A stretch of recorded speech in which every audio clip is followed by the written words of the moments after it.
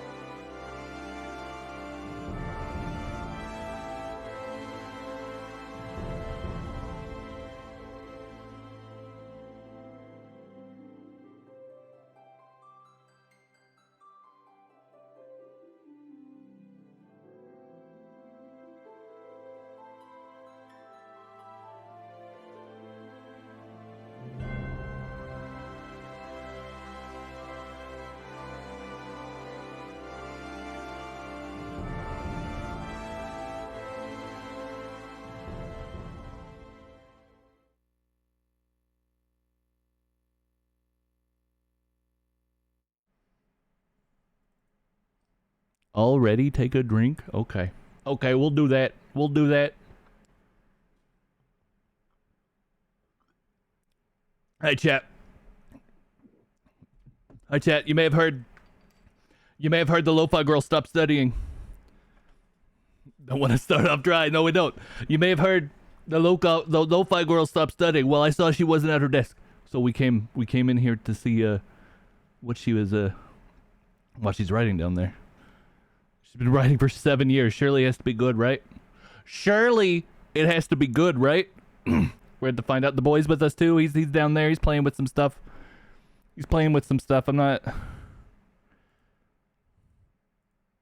I can't quite see what he's doing down there, but yeah. Anyway, how is everybody doing today? How you guys doing today? You guys have a good weekend? You guys have a good weekend? Man, I haven't had a black cherry mic card in a while.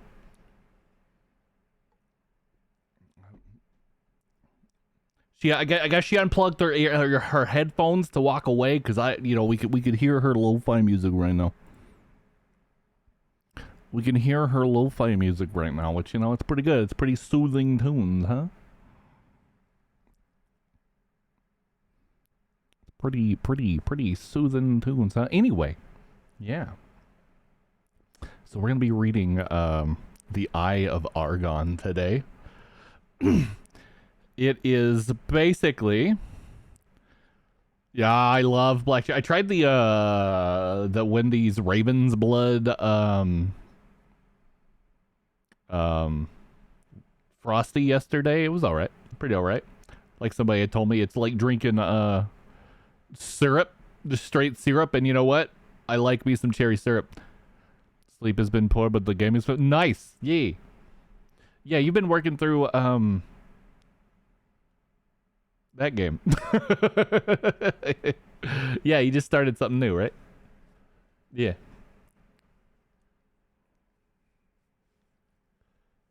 Just started. So it's been a while since we've done a reading.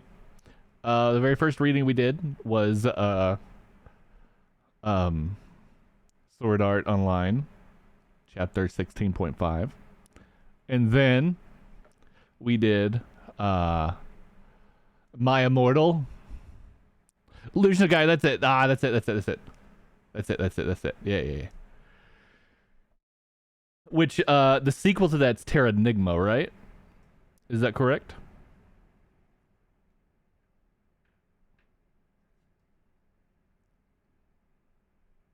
If I remember right.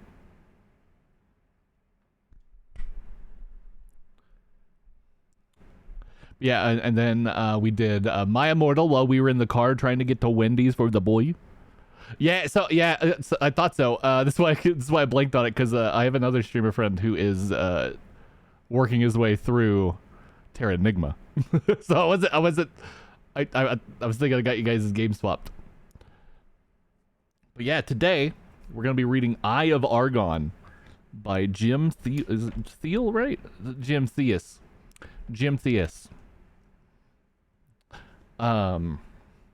This was published in the 70s in a fanzine, in a sword and sorcery fanzine by a 16-year-old. And it uses a tremendous amount of purple prose. So descriptions upon descriptions upon repeated descriptions. The word said is only said 5 times. It's 5 to 8 times in this book. He really mixes it up with how it's used. But so typically readings of this done by groups are about 2 hours or so. We'll see how my voice is doing. We might have a secondary night, but this is only like 20 pages. 20 pages, so it's not that big, you know. It's not that big. But without further ado,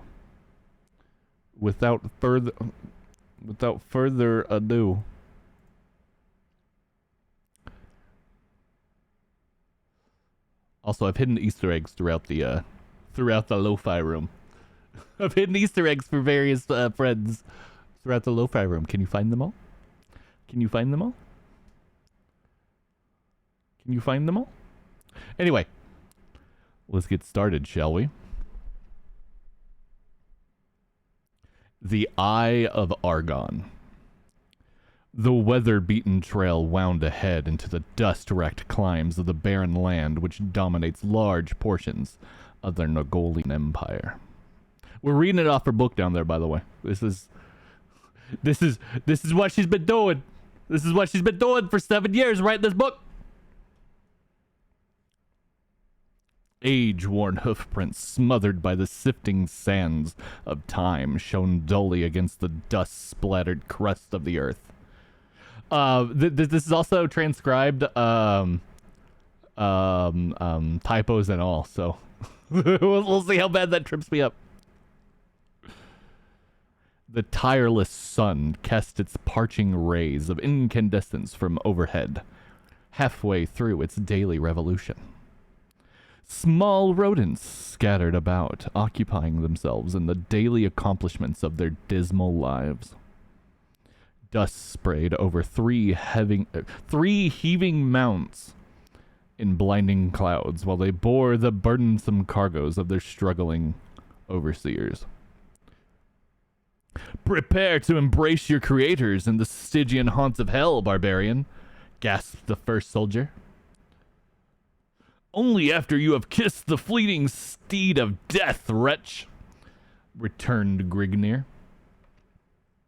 A sweeping blade of flashing steel riveted from the massive barbarian's hide-enameled shield as his rippling right arm thrust forth, sending a steel-shod blade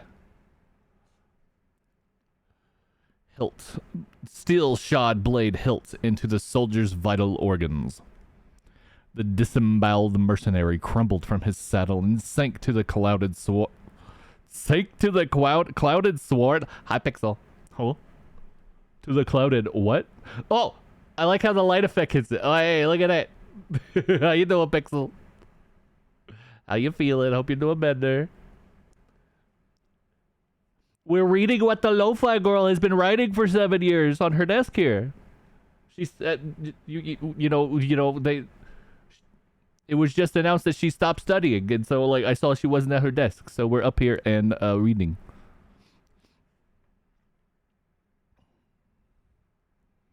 Finally, some answers. The disemboweled mercenary crumpled from his saddle and sank to the clouded sward, sprinkling the parched dust with crimson droplets of escaping life fluid. Oh, you've been here for 1 exact minute. We've only just finished the first page. We're actually almost done with the first chapter. Hi, Zira. How you doing? We're gonna learn so much tonight. This is what the LoFi Girl was writing for 7 years. Let's judge her, huh? The enthused barbarian swiveled about, his shock of fiery red hair tossing robustly in the humid air currents as he faced the attack of the defeated soldier's fellow in arms. "Damn you, barbarian!" shrieked the soldier as he observed his comrade in death. The enthused barbarian. A gleaming scimitar smote a heavy blow against the renegade's spiked helmet, bringing a heavy cloud over the accordion's misting brain. Bringing a heavy cloud over the accordion's misting brain. Shaking off the effects of the pounding blow to his head, Grignir brought down his scarlet-streaked edge against the soldier's crudely forged hauberk, clanging harmlessly to the left side of his opponent. The soldier's stead was No. I can't correct myself. I gotta read them as they're written. The soldier's stead whinnied as he directed the horse back from the driving blade of the barbarian. What is this? Oh, just wait. Just wait for it. He's gonna be talking breastily soon. He's gonna be talking breastily soon, cursive. The soldier's stead whinnied as he directed the horse back from the driving blade of the barbarian. Grignir leashed his mount forward as the hoarsely piercing battle cry of his wilderness-bred race resounded from his grinding lungs. What? A twirling blade. Should I drink every time I have to stop and laugh? Should I drink every time I laugh? I think I should. His grinding lungs. You know what? Yeah. You never feel like your lungs are grinding when you're sick? When you got all that dust in them?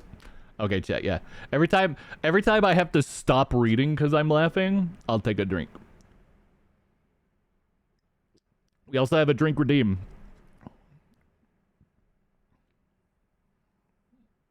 Oh no, Pixel knows exactly what grinding lungs feel like. I was gonna say taste like, but I hope not.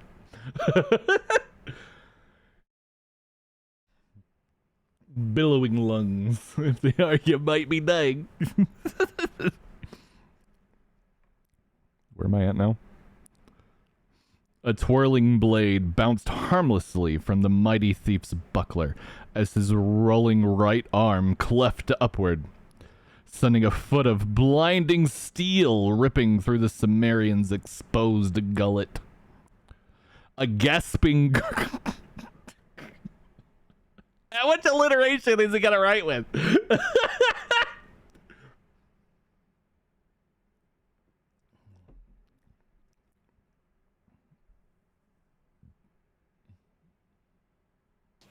Whoa! Electra, hello! Hello, thank you for the raid. How is Stardew? Welcome, Electromort's party.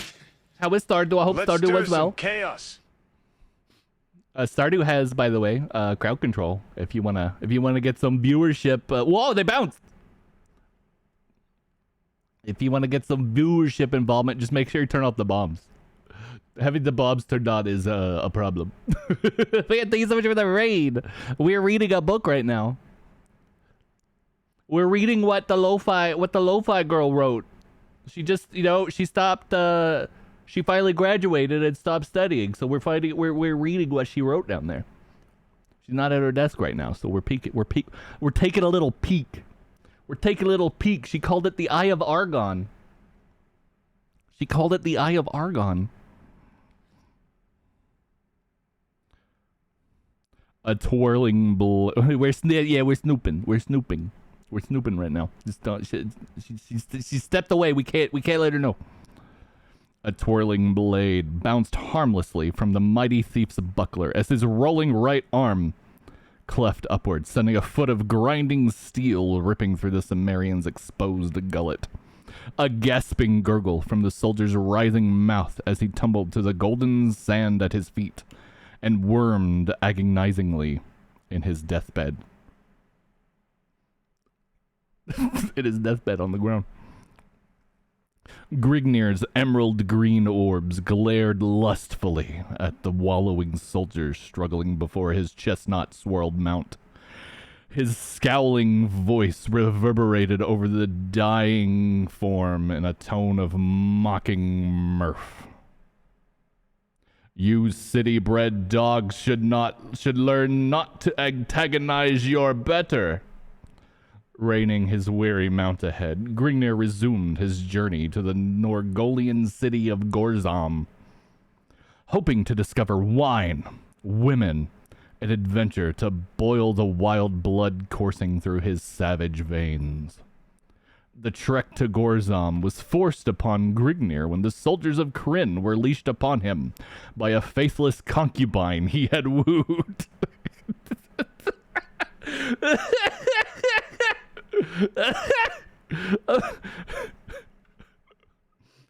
As opposed to a faithful concubine?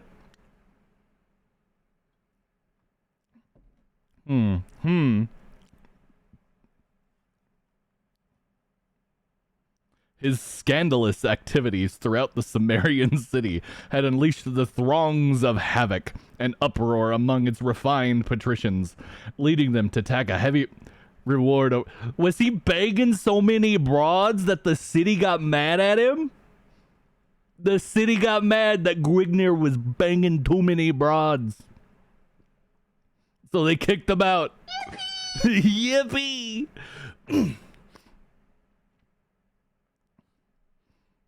He had barely managed to escape through the back entrance of the inn he had been guzzling in, as the squad of soldiers trounced upon him. After spilling a spout of blood from the leader of the mercenaries as he dismembered as he dismembered one of their officers' arms, he retreated to his mount to make way towards Gorzom, rumored to contain hordes of plunder and many young wenches for any man who has the backbone to wrest them away. Chapter 2.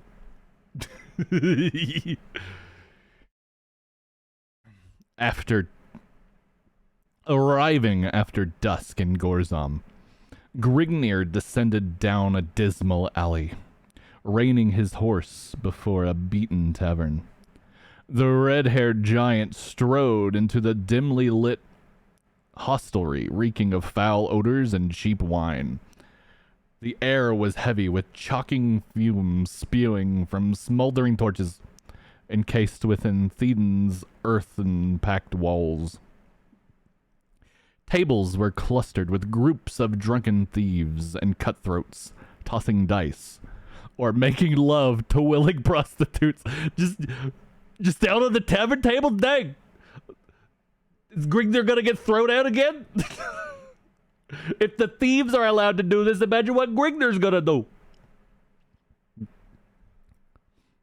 Now you're picturing some dude prying a young girl off a giant piece of fly paper with her.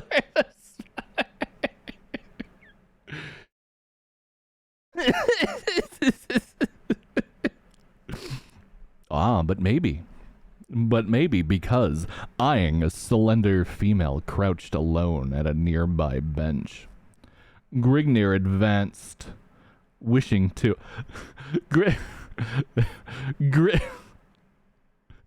Grignir advanced, eyeing a slender female crouched alone at a nearby bench.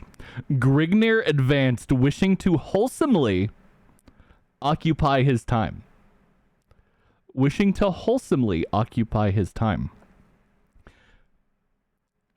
The flickering torches cast weird shafts of luminescence dancing over the half-naked harlot of his choice. Her stringy orchid twines of hair swaying gracefully over the lithe, opaque nose as she raised a half-drained mug to her pale red lips. Hi, Veer. This guy has heard many words, and he is just repeating them. I wholesomely took the prostitute out for dinner.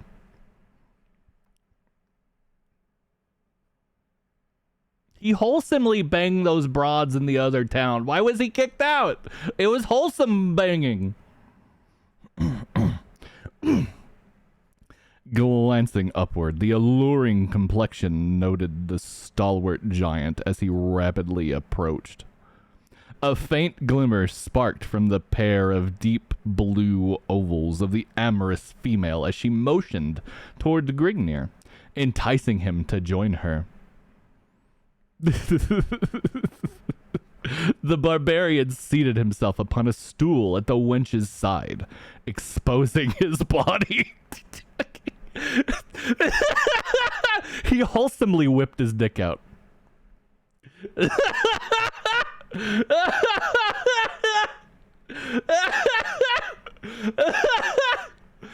What is LoFi Girl doing? What? What?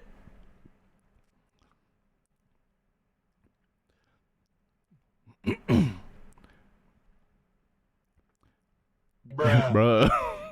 The barbarian seated himself upon a stool at the wench's side, exposing his body, naked save for a loincloth, brandishing a long steel broadsword, an iron spiraled battle helmet, and thick leather sandals to her unobstructed view. "Thou hast need to occupy your time, barbarian?" questioned the female. "Only if something worth offering is within my reach," stated Grignir, as his hands crept to embrace the tempting female, who welcomed them with open willingness. Who welcomes them with open willingness? God damn, I'm going to be drinking so much. I only have 6 of these. Taking small sips.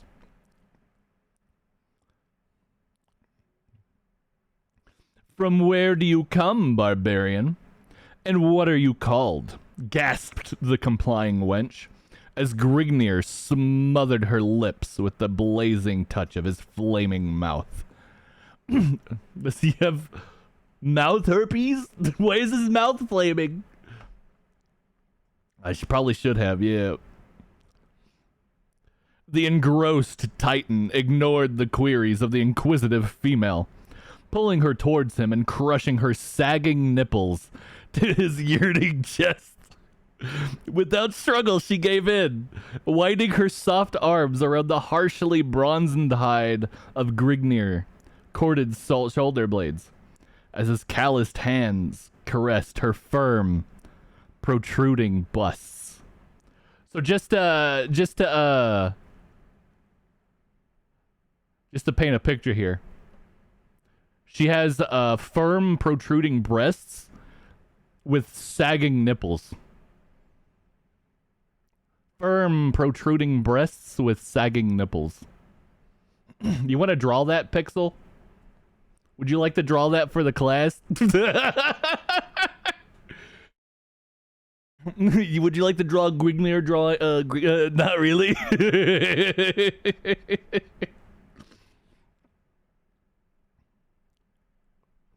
"You make love well, wench," admitted Grignir as he reached for the vessel of potent wine his charge had been quaffing. A flying foot caught the mug Grignir had been taken hold of, sending its blood-red contents sloshing over a flickering crescent, leashing tongues of bright orange flame to the foot-trodden floor. "Remove yourself, Sirrah. The wench belongs to me," blabbered a drunken soldier, too far consumed by the influences of his virile brew to take note of the superior size of his adversary. He wants to keep an adjective count. I wonder what sentence has the single most adjectives.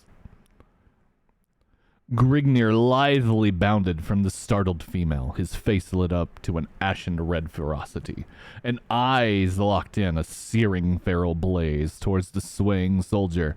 "To hell with you, braggart!" bellowed the angered accordion, as he hefted his finely honed broadsword. The staggering soldier clumsily reached towards the pommel of his dangling sword, but before his hands ever touched the oaken hilt of a silvered flash was slicing the heavy air. The thews of the savage's lashing right arm bulged from the glistening bronzed hide as his blade bit deeply into the soldier's neck, lopping off the confused head of his senseless tormentor.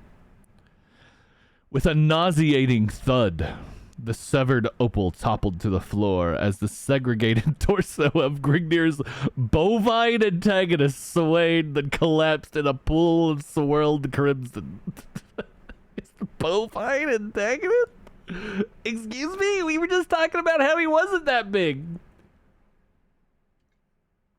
We were just talking about how he wasn't that big. Now he's bovine?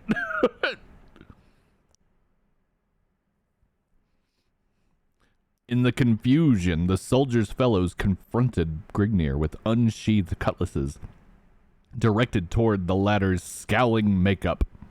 "The slut should have picked his quarry more carefully," roared the victor in a mocking baritone growl, as he wiped his dripping blade on the prostrate form and returned it to his scabbard. He's a coward now. No. No, it's not. No. Boo the Lo-Fi Girl. Boo the Lo-Fi Girl. Not me. Not me. The fool should have shown more prudence. However, you shall rue your actions while rotting in the pits, stated one of the sprawled soldiers' comrades. It's so straight. He's trying so hard. He's trying so hard to sound epic. But this was published in 1970 or 71, so like, you know, all of Howard's stuff was out. Lord of the Rings was out by then.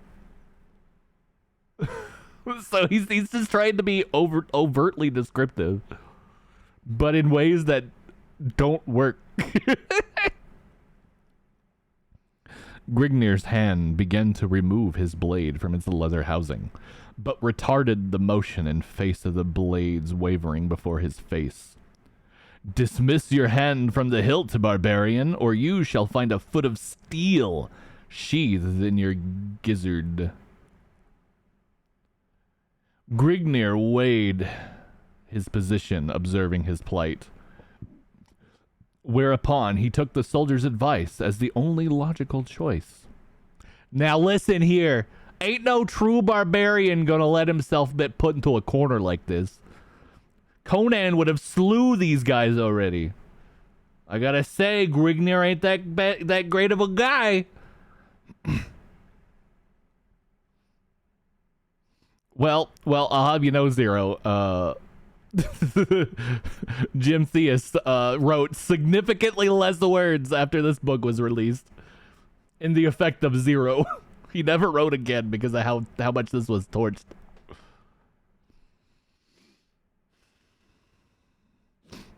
To attempt to hack his way from his present predicament. Oh, fuck. I hate... It's constant alliteration, too. Constant alliteration.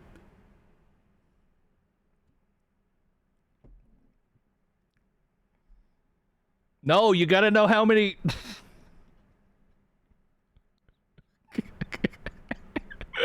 No, you gotta know how many veins there are while he's wholesomely taking the prostitute. You gotta know how many veins there are while he's wholesomely taking the prostitute. I mean, look, it's a big accomplishment to be published, regardless of if it's a fanzine or not, you know? Regardless of how, of if it's a fanzine, just getting published at all is a big achievement, so. It's a girthy description. To attempt to hack his way from his present predicament could only warrant certain death. He was of no mind to bring upon his own demise if an alternate path presented itself.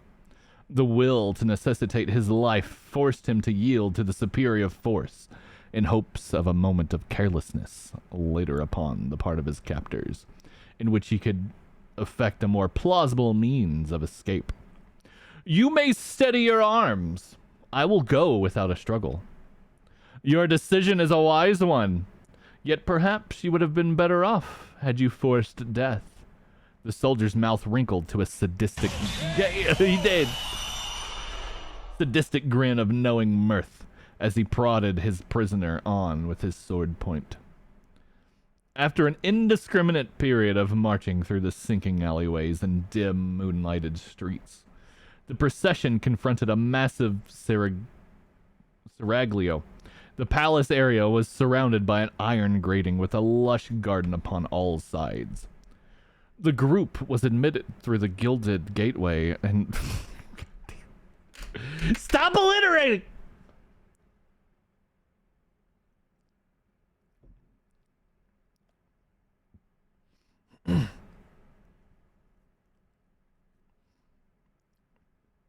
I lost my place. The group was admitted through the gilded gateway, and Grignir was led along a stone pathway bordered by plush vegetation, lustfully enhanced by the moon's shimmering rays. Upon reaching the palace of the group was Is the moon lustfully lighting the boy's little hair there? Do you see him down there? Yes. No, not a random time. It's indiscriminate. Random could be 1 a.m. It could be 12 p.m. It could be 1:30 a.m. Indiscriminate, you don't know. It could be 1 a.m. It could be 12:30 p.m. It could be 3 p.m.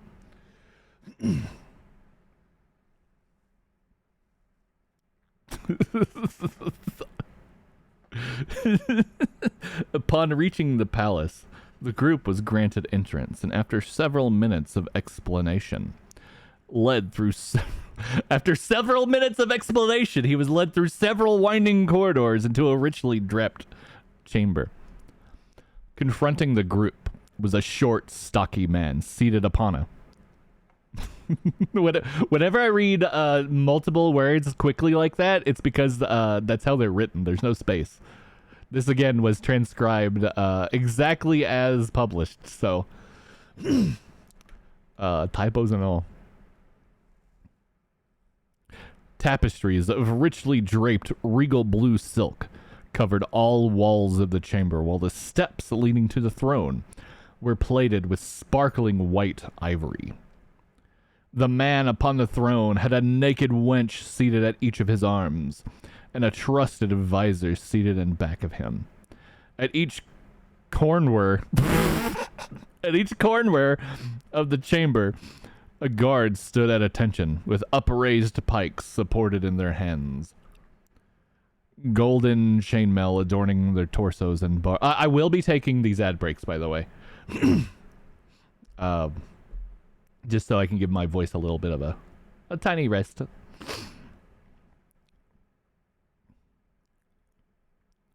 Cornware. The man rose from his throne to the dais surrounding it. His plush turquoise robe dangled loosely from his chunky frame. The soldiers surrounding Grignir fell to their knees with heads bowed to the stone masonry of the floor in fearful dignity of their sovereign liege. Explain the purpose of this intrusion upon my chateau. Your serenity, resplendent in noble grandeur, we have brought this yokel before you, the soldier gestured towards Grignir, for the redress of your all-knowing wisdom in judgment regarding his fate. Down on your knees, lout, and pay proper homage to your sovereign, commanded the pudgy noble of Grignir. By the surly beard of Murford, Grignir kneels to no man, scowled the massive barbarian. You dare to deal this blasphemous act to me? You're indeed brave, stranger, yet your valor smacks of foolishness. I find you to be the only fool. Surely you jest. Surely you jest, my king. For I am huge and wholesome. I find you to be the only fool sitting upon your pompous throne, enhancing the rolling flabs of your belly in the midst of your elaborate luxuriant. The soldiers standing at Grignir's side smote him heavily in the face with the flat of his sword, cutting short the harsh words and knocking his battered helmet to the masonry with an echoing clang. And we're going to be right back because we got ads. We got an ad break. We'll be right back. Did I write this? No, the LoFi Girl wrote it. The LoFi Girl wrote it. We'll have to read more here in a minute.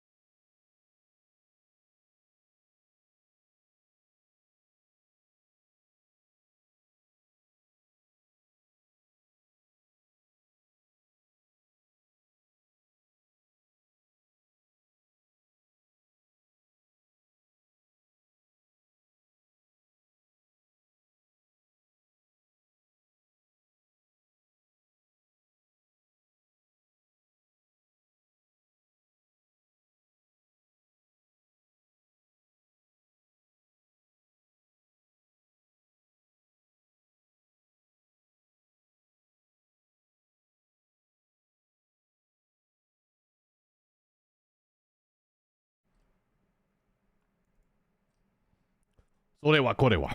Sorewa korewa. Okay, we're back. We're back. Oh god, where did my stylus go?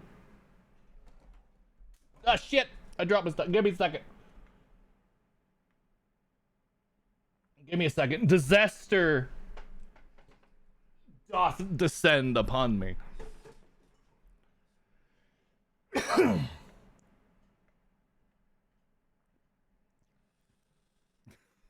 Oh no.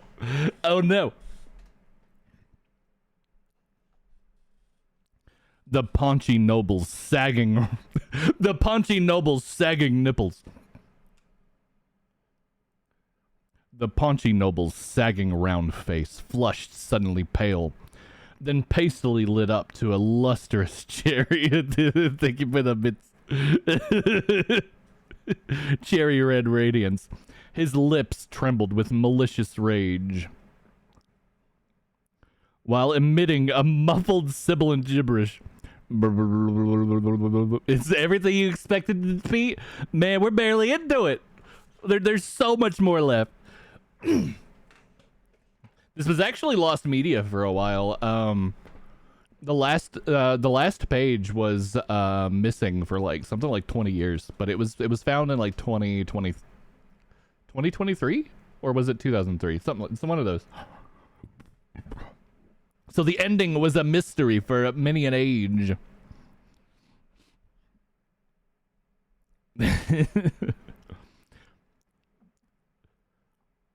His lips trembled with malicious rage, while emitting a muffled sibilant gibberish. His sagging flabs rolled like a tub of upset jelly that compressed as he sucked at his gut in an attempt to conceal his softness.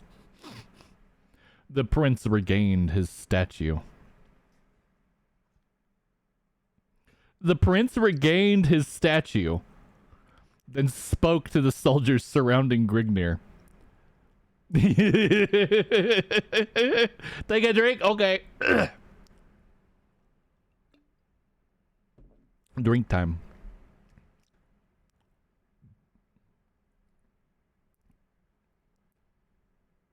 Not MP4. The whole book is a minor spelling mistake.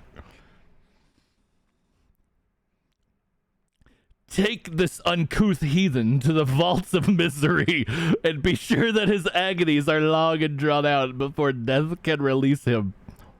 As you wish, sire. Your command shall be heeded immediately.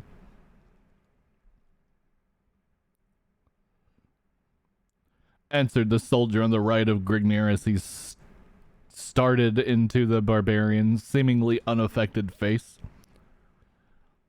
It does sound like a dungeon, doesn't it? Or Diablo. The advisor seated in the back of the noble slowly rose and advanced to the side of his master, motioning the wenches seated at his side to remove themselves. So he's at his side, and then this guy's got wenches at his side. What do the wenches have at their side? He lowered his head and whispered to the noble, Eminence, the punishment you had decreed will indeed cause much... Oh, thank you, Pixel. Sorry about that. Sorry about that. Wenches is allowed. Wenches is allowed. There are many wenches in this story. You know what? A typical Conan story has like one, maybe two wenches. This has already had like a dozen. Eminence, the punishment you have decreed will indeed cause much misery to the scum. Yet it will only last a short time. Then release him to the land beyond the sufferings of the human body.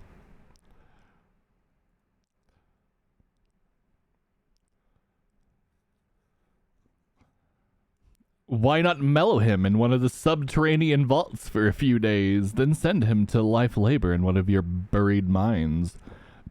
To one such as he, a life spent in the confinement of the Stygian pits will be an infinitely more appropriate and lasting torture. The noble cupped his drooping double chin in the folds of his brimming palm, meditating for a moment upon the rationality of the Chancellor's words, then raised his shaggy brown eyebrows and turned towards the advisor, eyes aglow. As always, Agathon, you speak with great wisdom. Your words ring of a great knowledge concerning the nature of one such as he, saith the king. That's not the right use of that word. That's not. He used saith instead of said. That's not how you use that word. The noble turned towards the prisoner with a noticeable shimmer reflecting in his frog-like eyes, and his lips contorting to the greasy grin. I have decided to void my previous decree. So say as you, nerd. The prisoner shall be removed to one of the place's underground vaults. There he shall stay until I've decided that he is sufficiently simmered. Whereupon, he is to be allowed to spend the remainder of his days at labor in one of my mines. Upon hearing this, Grignir realized that his fate would be far less merciful than death to one such as he, who is used to roaming the countryside at will. A life of confinement would be more than his body and mind would stand up to. This type of life would be immeasurably worse than death. I shall never understand the ways of your twisted civilization. I simply defend my honor and am condemned to life confinement by a pig who sits on his royal ass, wooing whores, and knows nothing of the affairs of the land he imagines to rule. Lectures Grimnir, question mark? Lectures Grimnir, huh? Lectures Grimnir? Huh? Enough of this. Away with the slut before I loose my control. Huh? I love that they keep calling Grimnir the slut. I love it.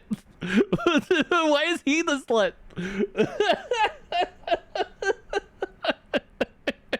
They've called him it like 5 times now. It's great. Slut equality in the lands of Gosmog or whatever we're at. Grimnir kind of do be a slut though.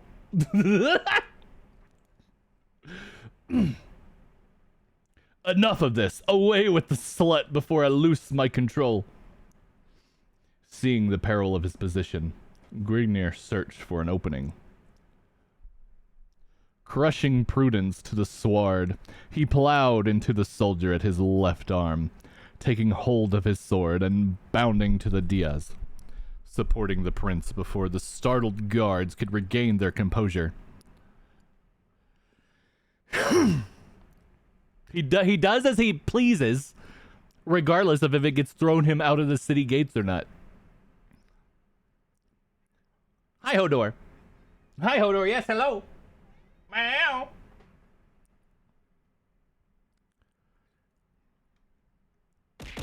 Where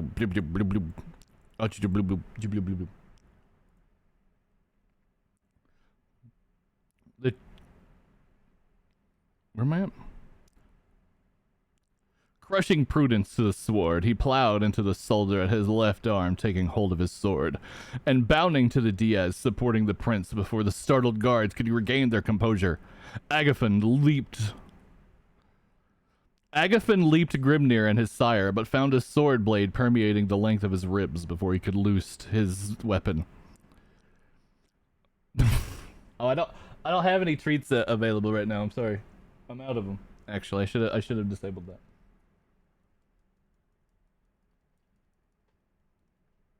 Yeah. No, wait, no. There's a little bit in here. There's a little bit in here. Hi, Hodor. Meow. No. Boy! What the hell, boy? What are you playing with down there? What are you playing with down there, little guy? Stop it.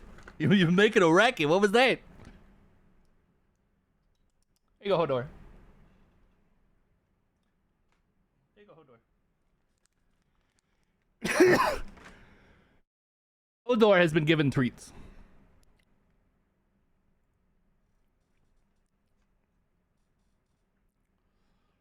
The counselor slumped to his knees as Grignir slid his crimson blade from Agafen's ribcage.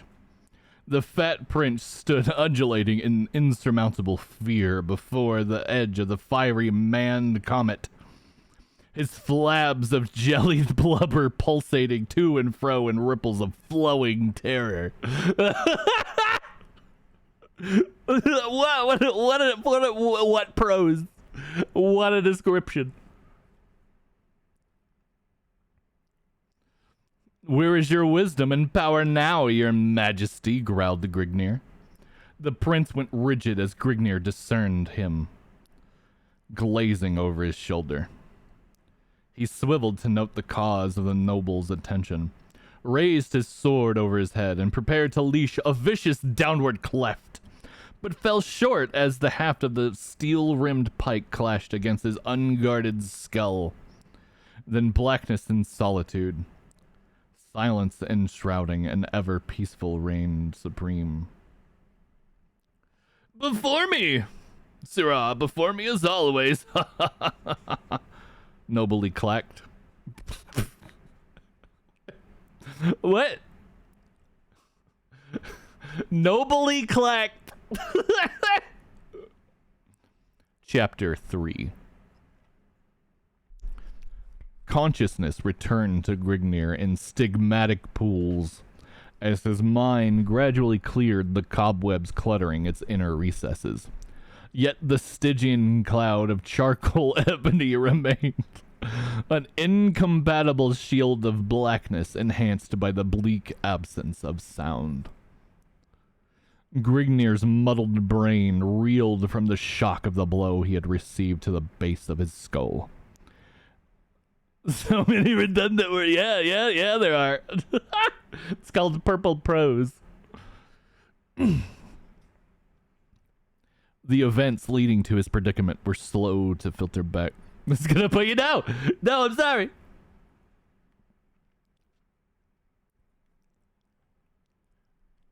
The events leading to his predicament were slow to filter back to him. He dickered. God damn it. He dickered.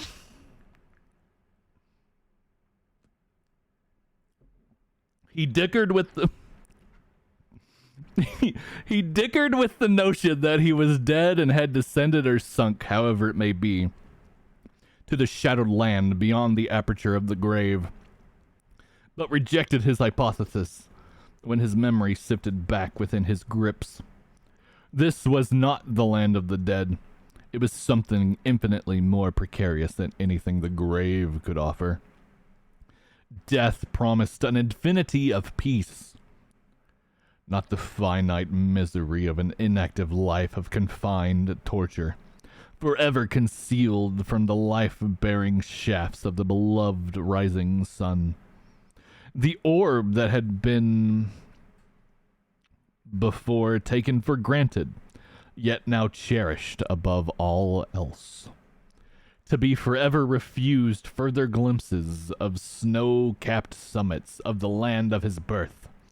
Never again to witness the thrill of plundering unexplored lands beyond the crest of a bleeding horizon. And perhaps worst of all, the denial to ever again encompass the lustful excitement of caressing the naked curves of the body of a trim, young wench. This was indeed one of the buried chasms of hell concealed within the inner depths. Take a drink, oh god. Ugh. This was indeed... Take a drink every time they say the... You know, I really should. Or... Take a drink every time they say wench and call Grignir a slut.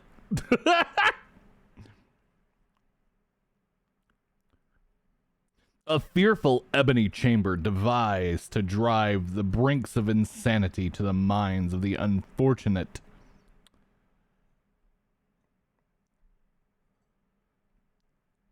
Huh? Minds of the unfortunately condemned through the inapt solitude of a limbo of listless, dreary silence. He's not gonna get to have no more wenches no more. Excuse me. Trim Yund Broads. With a D, Yund. Chapter 3.5, excuse me?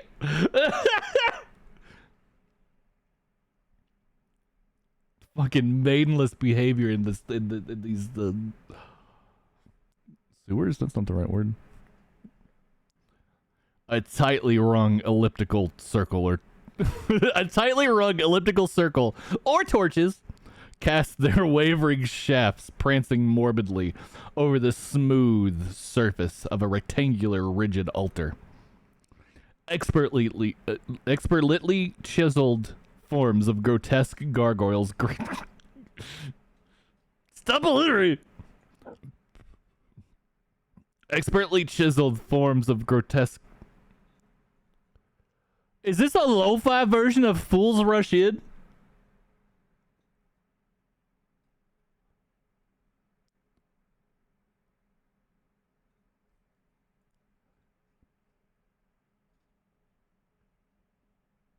It sure sounds like it. Sorry.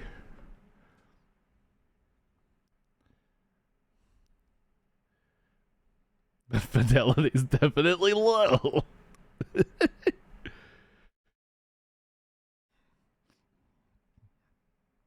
Is the music okay? Should I reach over to a computer and turn it down? Should I reach over and turn the music up? Or are we good with the music volume? Are we good? Let me know, please. Music's fine in here. Okay. Expertly chiseled forms of grotesque gargoyles graced the oblique rim protubrating the length of the grim orifice of death, staring forever ahead into nothingness in complete ignorance of the bloody rites enacted in their presence. Brown, flaking stains decorated the golden surface of the ridge surrounding the altar, which banked into a small slit at the lower right-hand corner of the altar. The slit stood above a crudely pounded... Boy! Who gave you pipes? Put those down. Gently. Stop throwing them. We'll leave soon. We'll get you more Wendy's nugs.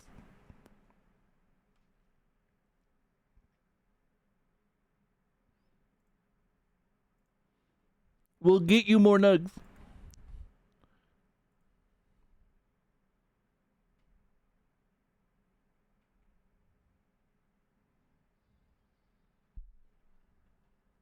Oh no, has my joke not been working?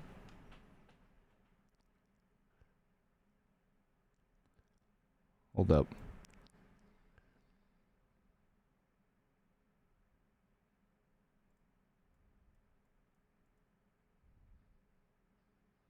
No, it has. Ah, shit.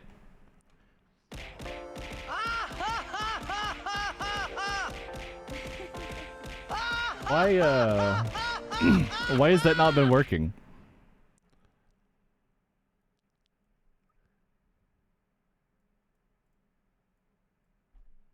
Hold on. Let me give me a moment.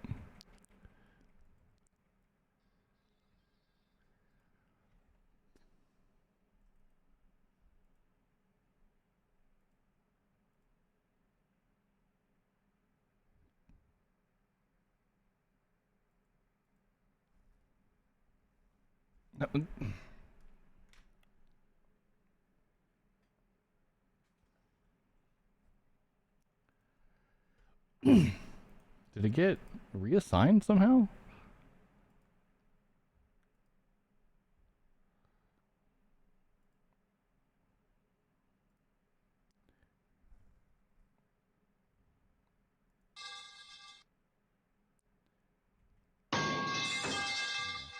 Now you can hear it. Dang it. Dang it. I didn't realize it wasn't working the other two times. Let me just one more time. Let me make sure. All right.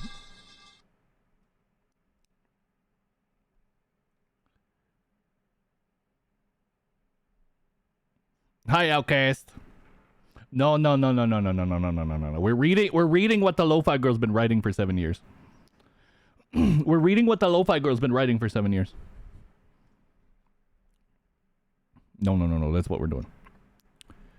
The slit stood above a crudely pounded pail, which had several silver meshed thank you very much. Challenging, hanging at its sides, dangling at the rim of golden mallet, the handle of which was engraved with images of twisted faces, and grooved at its far end with slots designed for a snug hand grip. The head of the mallet was slightly larger than a clenched fist and shaped into a smooth, oval mass. Encircling the marble altar was a congregation of leering shaman, eerie chants of bygone age, originating unknown eons before the memory of man, were being uttered from the buried recesses of the acolytes' deep lings. Orange paint was smeared in a generous globules over the tops of the priestesses' wrinkled, shaven scalps, while golden rings projected from the Scalps aren't wrinkly!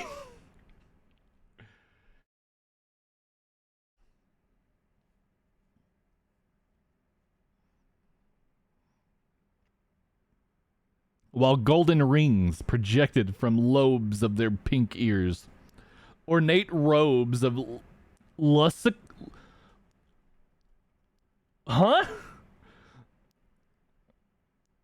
Ornate robes of lusquiar, purple satin enclosed their bulging torsos, attached around their waists, with silvered silk lashes latched with ebony buckles in the shape of morose, misshapen skulls. Dangling around their necks were oval-fashioned medallions, held by thin gold chains, featuring in their centers blood-red rubies which resembled crimson fetish eyeballs. Cushioning their bare feet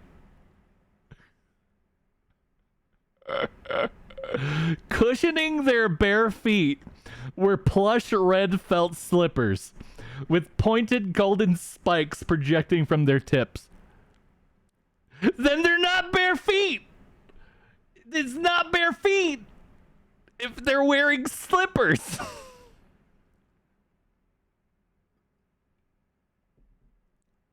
I'm much less concerned about the crimson fetish eyeballs.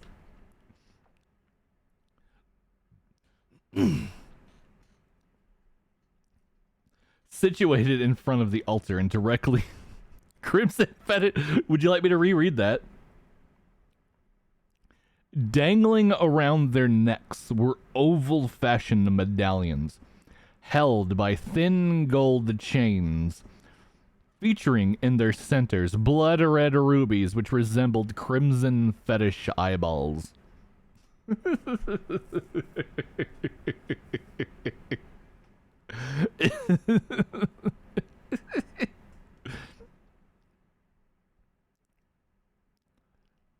Yeah, I'm thinking he's talking about like a witch doctor fetish. Like a witch doctor fetish. Situated in front of the altar and directly adjacent to the copper pail was a massive jade idol. A misshaped, hideous bust of the shaman's pagan deity. The shimmering green idol was placed in a sitting posture on an ornately carved golden throne, raised upon a round, ivory-plated dais. Its bulging arms and webbed hands resting on the padded arms of the seat. Its head was entwined in golden snake-like coils hanging over its oblong ears, which tapered off to thin, hollow points. Its nose was a bulging triangular mass, sunken in at its sides with toe-gaping nostrils.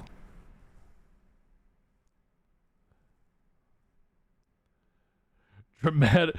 Well, You could try writing a letter to Jim what's his name, to Jim's estate. He unfortunately died at 48 a couple years ago, but write to his estate. Hey,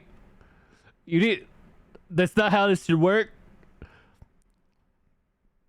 It needs to be crimson eyeball fetishes. Ripped to a real one. Rippers indeed. Sunken in at its sides with toe gaping nostrils. Dramatic beneath the nostrils was a twisted, shaggy-lipped mouth, giving the impression of a slavering, sadistic grimace. T-O-W, T-O-W, toe gaping. It's a thing you would do. At the foot of the heathen deity, a slender, pale-faced female, naked, but for a golden jeweled harness enshrouding her huge, outcropping breasts, supporting long silver laces which extended to her thigh, stood before the pearl-white field with noticeable shivers, traveling up and down the length of her exquisitely molded body. Too much, Booba! Too much ale. Her delicate lips trembled beneath soft, narrow hands as she attempted to conceal herself from the piercing stare of the ambivalent. Has there been a? She is clothed. She is clothed. She's wearing a golden jeweled harness that enshrouds her huge outcropping breasts, and also has silver laces hanging from it. Yeah, it's hot in wench summer. You gotta pare down. They don't got an aircon. Glaring directly down towards her was the stony, cycloptic face of the bloating deity. Wait a minute. Wait a minute.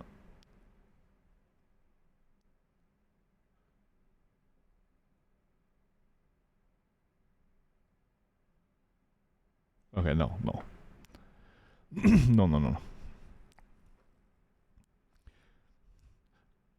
Glaring down towards her was the stony, cycloptic face of the bloated deity. Gaping from its single oblong socket was a scintillating, many-faceted, scarlet... Zero, you're gonna love this one. I need to take a drink for this one. You're gonna love this one, Zero. You're gonna love this one, Zero. Gaping from its single oblong socket was a scintillating, many-faceted scarlet emerald. A brilliant gem seeming to possess a life all its own. A priceless gleaming stone capable of domineering the wealth of conquering empires. The Eye of Argon. So the Eye of Argon is a scarlet-colored emerald. Not a ruby. No. The Eye of Argon is not a ruby. It's a red emerald. A red emerald. Chapter 4.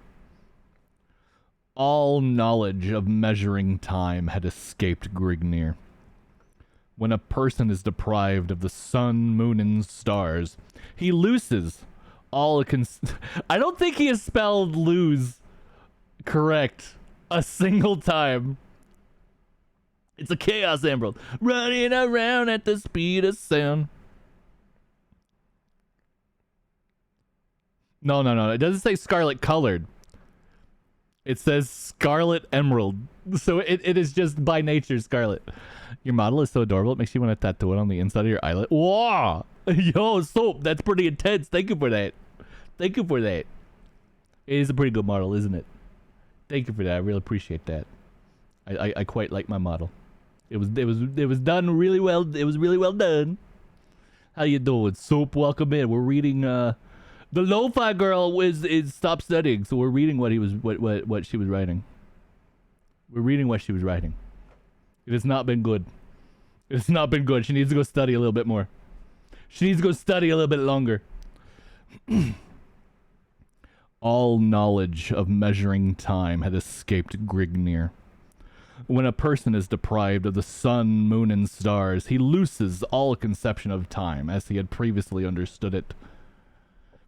It seemed as if years had passed, if time were being measured by terms of misery and mental anguish. Yet he estimated that his stay had only been a few days in length. He has slept 3 times and had been fed 5 times since his awakening in the crypt. Nobody said that LoFi Girl was actually good at the thing she was studying. No. This is not what I do in my free time. I was taking the boy out for a walk. And we saw the LoFi Girl wasn't at her desk because she stopped studying. So we wanted to come see what she's writing down this whole time. She's been working on this for like 7 years. It needs to bake for about 7 more, I think.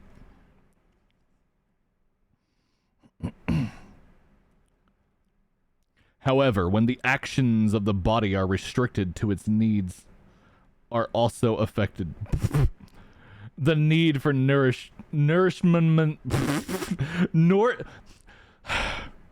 I try to read these as they're written. The need for nourishment and slumber are directly proportional to the functions of the body has performed. Meaning that when free and active, Grignir may become hungry every 6 hours and witness the desire for sleep every 15 hours. Whereas in his present condition,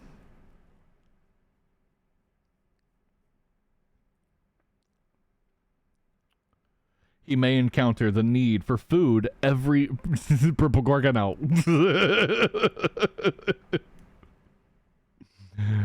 Whereas in his present condition, he may encounter the need for food every 10 hours and the want for rest every 20. All methods he had before depended upon were extinct in the dismal pit. Hence, he may have been imprisoned for 10 minutes or 10 years. He did not know, resulting in a disheartened emotional deep within his being. The food, if you can honor the moldering lumps of fetid mush to that extent, was borne to him by 2 guards who opened a portal at the top of his enclosure and shoved it into him in wooden bowls, retrieving the food and water bowls from his previous meals at the same time, after which they threw back the bolts on the iron latch and returned to their duties. Since deprived of all other means of nourishment,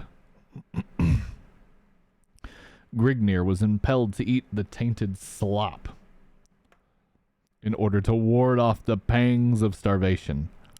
Though as he stuffed it into his mouth with his filthy fingers and struggled to force it down his throat, he imagined it was that which he had spurned by the hounds stationed at the various segments of... There was little in the barren vault that could occupy his mind or body. He had paced out the length and width of the enclosure time and time again, and tested every single granite slab which consisted the walls of the prison in hopes of finding a hidden Use a period! Finding a hidden passage to freedom, all of which was to no avail other than to keep him busy and distract his mind from wandering to thoughts of which he believed was his future. That entire paragraph was 1 sentence. Fuck. He had memorized the number of strides from one end to the other of the cell and knew the exact number of slabs which made up the bleak dungeon. Numerous schemes were introduced and alternately discarded in turn as they succored to unravel to him no means of escape which stood the slightest chance of success. Essaying. Anguish continued to mount as his means of occupation were rapidly exhausted. Suddenly, without notive, he was riveted from his contemplations as he detected a faint scratching sound at the end of the crypt opposite him. The sound seemed to be caused by something trying to scrape away at the granite blocks of the floor of the enclosure consisted of. The sandy scratching of something like an animal's claws. Grignir gradually... Stop alliterating! There's so much alliteration in this, man. So much.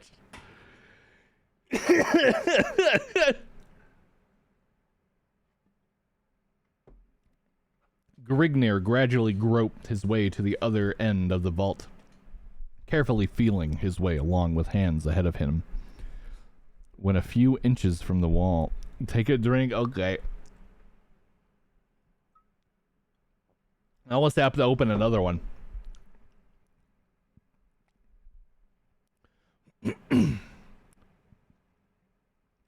When a few inches from the wall, a loud, penetrating squeal and the scampering of a small, padded feet reverberated from the walls of the roughly hewn chamber.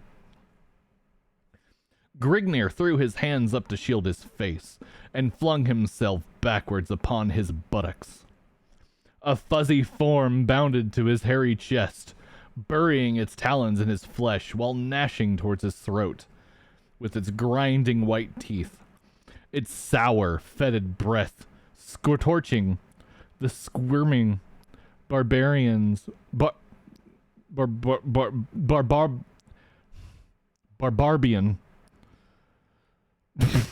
Barbarbian's dilating nostrils. Grignir grappled with the lashing flexor muscles of the repugnant body of a gargantuan brown-hided rat, striving to hold its razor teeth from his juicy jugular as his beady gray organs of sight glazed into the flaring emeralds of his prey. Taking hold of the rodent around its lean, growling stomach with both hands, Grignir pried it from... This is a hard section to get through. This one's rough.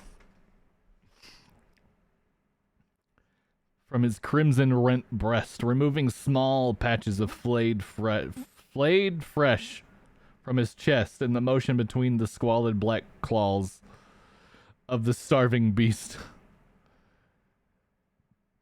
Holding the rodent at arm's length, he cupped his right hand over its frothing face, contracting his fingers into vice-like fist over the quivering head.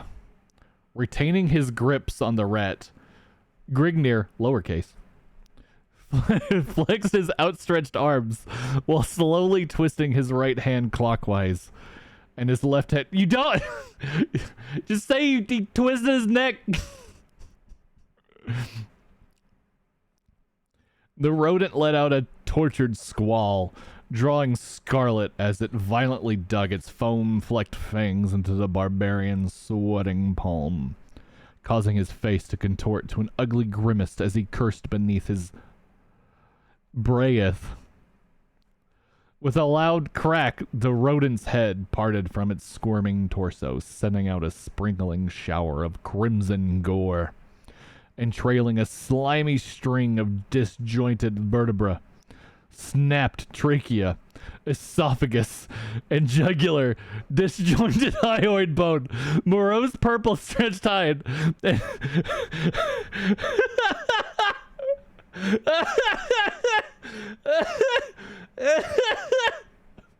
was all this necessary?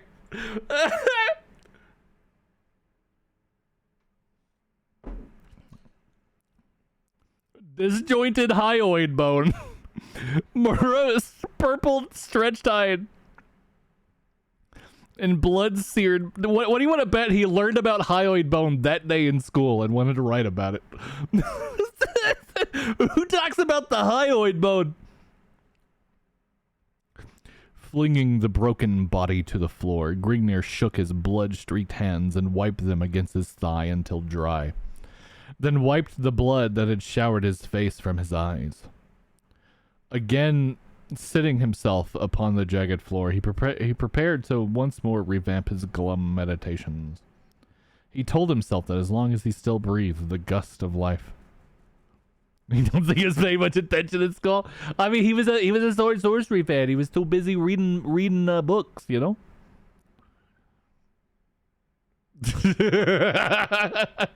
Each book. What are we doing? What is he doing? Playing Fatal? Does each of his vertebra have a fucking HP level?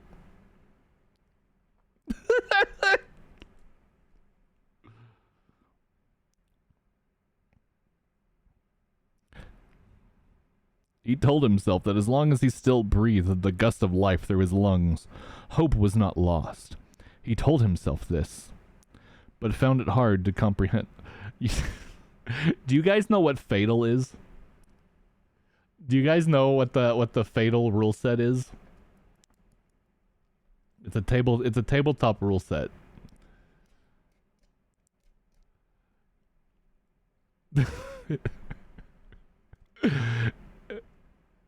Zero knows. Pixel. In Fatal, you have to keep track of certain stats, such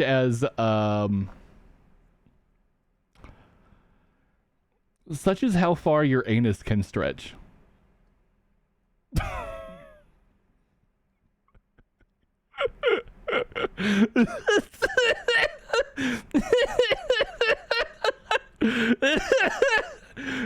That's a real thing, by the way. Real thing, Fatal.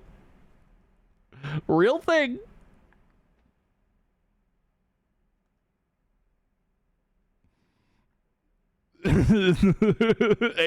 Anal circumference is very important in Fatal. Oh, you know Fatal too? You want me to build a character in Fatal? That'd be wild. That'd be fucking wild.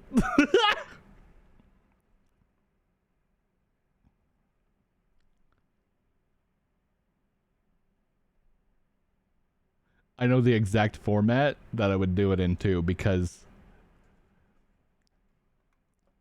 after I thought about doing the LoFi Girl thing, I had another idea that was gonna be a little. I needed more than this morning to get ready for it, for reasons. So maybe I'll turn that format into a Fatal character build. Oh boy! All right, where am I at? Yet he was still alive, his bulging sinews at their peak of marvel, his struggling mind floating in a myriad of impressed excellence. What? His struggling mind floating in a mural of impressed excellence of thought. Plot after plot sifted through his mind in energetic contemplations. Then it hit him. Minutes may have passed in silence, thought, or days, he could not tell. But he stumbled at last upon a plan that he considered as holding a slight margin of plausibility. He might die in the attempt, but he knew he would not submit without a final bloody struggle. It was not a foolproof plan, yet it was built upon a store of renewed vortex energy in his overwrought soul. Though he might perish in the execution of the escape, he would still be escaping the life of infinite torture in store for him. Either way, he would still cheat the gloating prince of the succored revenge that his sadistic mind craved so dearly. The guards would soon come to bear him off to the prince's buried mines of dread, giving him the sought-after opportunity to execute his newly formulated plan. Groping his way along the rough floor, Grignr finally found his tool in a pool of congealed gore. Is he going to use the hyoid bone to escape? The carcass of the decapitated rodent. The tool that the very filth he had been sentenced to spawned. When the time came for action, he would have to be prepared. So he set himself to rending the sticky hulk in grim silence, searching by the touch of his 4 fingertips for the lever to freedom. All right, the ad breaks are going to start here in like a second, but we just finished that chapter, so I'm going to go ahead and push them through, and we're going to take another We're gonna take another quick old break here, huh? Take another quick break here. We'll be right back.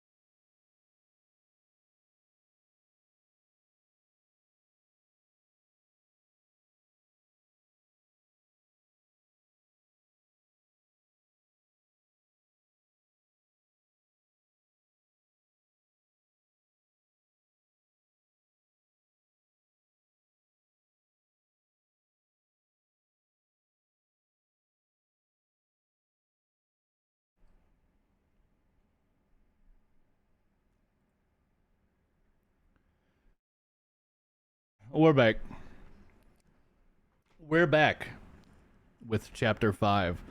And I've already had to open a new drink. Because upon the altar and be done with the wench. Gotta take a drink. Gotta take a drink. They've said wench.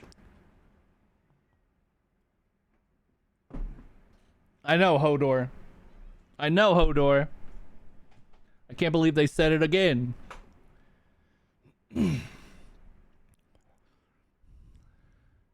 Makes you want to. Well, join me. Every time I take a drink, you take a drink.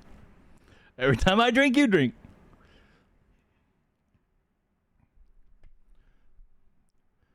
Up to the altar and be done with it, wench, ordered a fidgeting shaman as he gave the female a grim stare, accompanied by the wrinkling of his lips, with a mirthful grin of delight.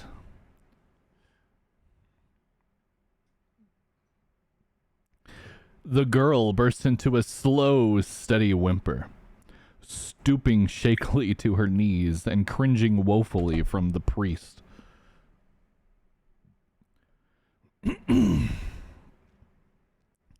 With both arms wound snake-like around the bulging jade.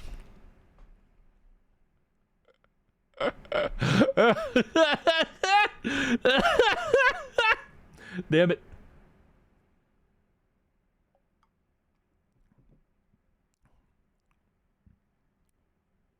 Both arms wound snake-like around the bulging jade shin rising from her before her scantily attired figure. See, Raven? See, Raven, she's attired. She's attired. Jim says she is. It may be scantily, but she is attired.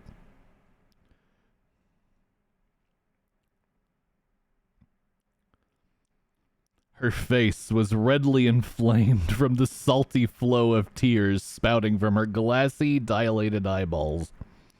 With short, heavy footfalls, the priest approached the female, his piercing stare never wavering from her quivering young countenance. Halting before the terrified girl, he projected his arms outward and motioned her to arise with an upward movement of his hand. The girl's whimpering increased slightly, and she sunk closer to the floor rather than arising. The flickering torches outlined their trim build with weird ornate glow as it cast ghostly shadow dancing. What? In horrid waves of splendor over smoothly worn whiteness of the marble-hewn altar. The shaman's lips curled back farther, exposing a set of blackened, decaying molars.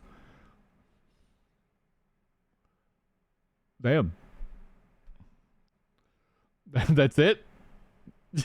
Just 2 molars in his head, that's it. Which transformed his slovenly grin into a wide, greasy arc of sadistic mirth, and alternately interposed into the female a strong sensation of stomach-curdling nausea. Have it as you will, female, gloated the Oh, I didn't know that. I didn't know the priest was an incel. I didn't know that.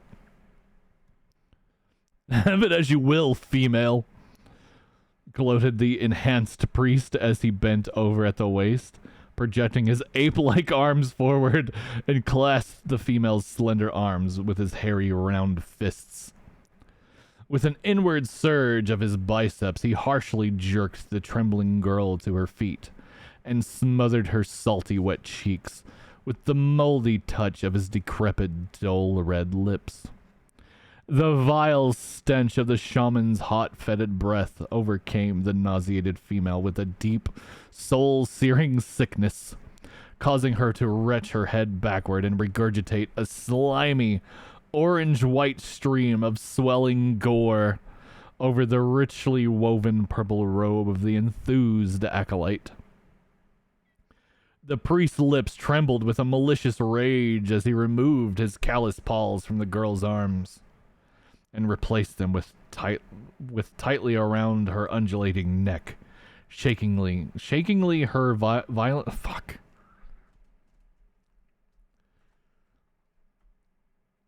shakingly her violently from to and fro.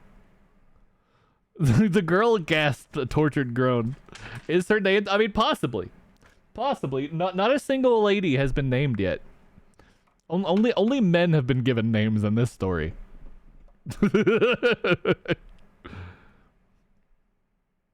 Only men.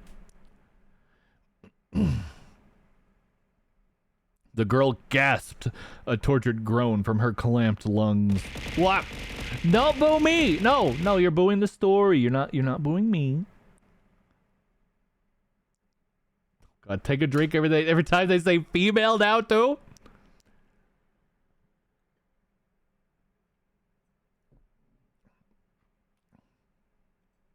No, her name is Lawrence Felicia. You know, Lo-Fi for short. Lawrence Felicia. Lo-Fi for short. And girl is like girl. Lo-Fi girl. Okay, I'll drink every time they say female now too. Girl. The girl grasped a tortured groan from her clamped lungs, her sea blue eyes bulging for Lawrence Felicia girl.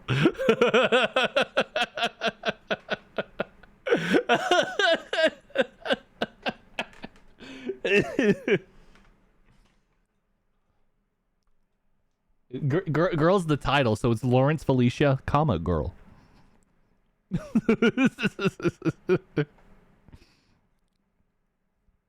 Cocking her right foot backwards, she leashed it desperately out with the strength of a demon possessed, lodging her sandaled foot squared between...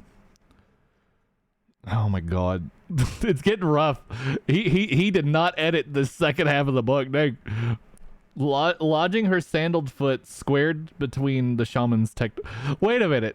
Wait a minute. Wait a minute. Lodging her sandaled foot squarely between... Cocking her foot, she fired the cannon. Bow. Lodging her sandaled foot squarely between the shaman's tentacles. Testicles, excuse me. That's actually spelled correctly. I said it wrong. She lodged her foot between the man's testicles. So she did... That takes some aiming, dude. Between the testes? Dang. Yes, those are two very different things. No. She didn't bisect the testicles. She kicked squarely between them. So they were like, I don't know. Maybe he's like tightly packed, you know, because, you know, they didn't have like boxes of briefs. They had like, you know, wrapped linen. So he's like wrapped up so that he's like double balling it like on side to side, or, you know, uniballing it where they're up side to side, you know. So she kicked right between them. Right in the taint. They just didn't have that word then. They didn't have a word for that area then.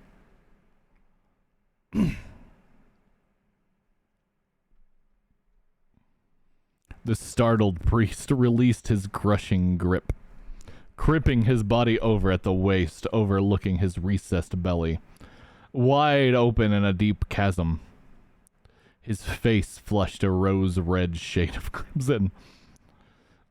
Eyelids fluttering wide, with eyeballs protruding blindly outwards from their sockets to their outmost perimeters. She had her bats ready. Ta-ting, boom. And the 99%... Well, no, Fallout doesn't really have that problem. That's more XCOM. Never mind. Excuse me. Never mind. While his lips quivered wildly about, allowing an agonized wallow to gust forth as his breath billowed from burning lungs. His hands reached out, clutching his urinary gland as his knees wobbled rapidly about for a few seconds. His urinary gland? Excuse me? LoFi Girl, you need to go back to biology class.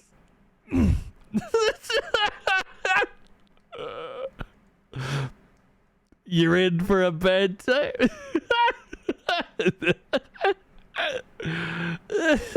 We have urinary glands?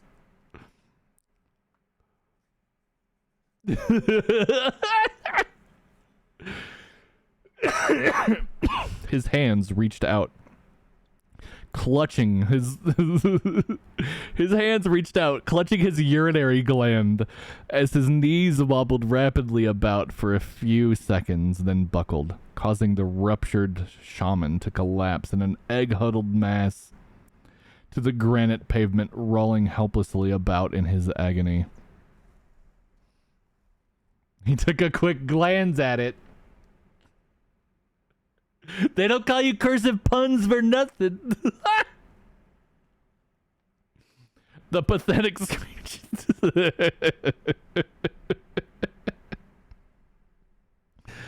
Oh, shit. The pathetic screeches of the shaman groveling in dejected misery upon the hand-hewn granite-laved pavement, worn smooth by countless hours of arduous sweat and toil.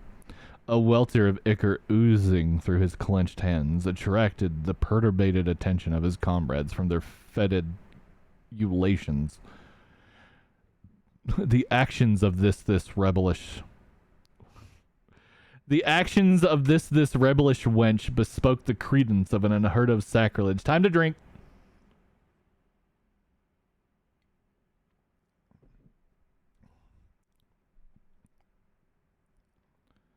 Never before in a lost maze of untold eons had the chosen one dared to demonstrate such blasphemy in the face of the cult's idiotic deity. I don't... Did he mean to say idyllic? Their idiotic deity.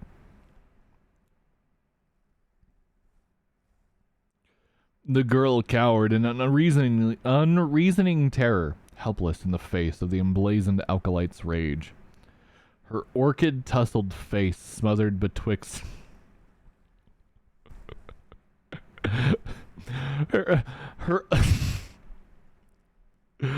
her orchid tousled face smothered betwixt her bulging bosom as she shut her curled lashes tightly, hoping to open them, and yet find herself awakening from a morbid nightmare.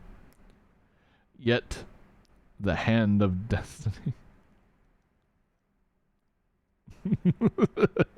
yeah, okay, that makes sense.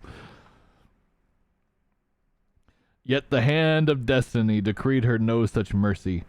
The agonized pack of leering shaman converging tensely upon her prostrate form were entangled all too lividly in the grim web of reality. Shuddering from the clammy touch of the shaman as they grappled with her supple form, hands wrenching at her slender arms and legs in all directions. Her... Yo, Mamu, grats on second. Hands retching at her slender arms and legs in all directions, her bare body being molested in the midst of the labyrinth of orange smudges, purpled satin, and mangled skulls, shadowed in an eerie crimson glow. Her confused head reeled then, clouded in a mist of enshrouding ebony. Schmubble. It's Schmubble Band American Jam. Hi, Yarrow. Hi, Yarrow. How you doing? Thank you for raid. Welcome, Eurosia's horde. Chaos Eurosia and his leveled up. horde. Y'all, welcome in. Welcome in. Thank you for the raid. How'd you enjoy Shadowrun? You guys were you were playing for like 9 hours today, huh? That's a long ass stream, dude. We're just about 32 months. Let's go. Yeah, you're here for the peak literature. Eurosia. Eurosia. That's some legendary chaos. Eurosia. Yeah, we're about halfway through, so we still have plenty of book left. Thank you for the 32 months. Eurosia. Chaos is eternal. Thank you for the raid. Oh, the fishing is going on in the background. Excuse it. Thank you, raiders. Welcome in. We're having a read along tonight. As you know, the LoFi Girl has graduated and stopped studying, and we found out. I happened to be walking by. the LoFi Girl's house and noticed she wasn't at her desk. So I wanted to take a peek in what she's been writing for the last 7 years. And it turns out it's a book called The Eye of Argon. And let me tell you, it's she maybe should go back to studying, huh? Maybe, just maybe, she should go back to studying. But anyway, let's get back to it, huh? Shuddering from the clammy touch of the shaman as they grappled with her supple form, hands retching at her slender arms and legs in all directions, her bare body being molested in the midst of a labyrinth of orange smudges, purpled satin, and mangled skulls, shadowed in an eerie crimson glow. Her confused head reeled, then clouded in a midst of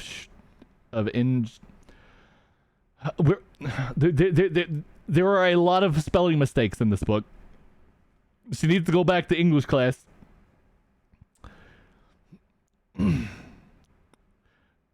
Clouded in a midst of enshrouding Ebony as she lapsed beneath the protective sheet of unconsciousness to a land of peach and resign. Excuse me? What? She lapsed beneath the protective sheet of unconsciousness to a land of peach and resign. All right, Zero, can you make any sense out of that one? You missed it. You missed it earlier. Earlier, Yarrow.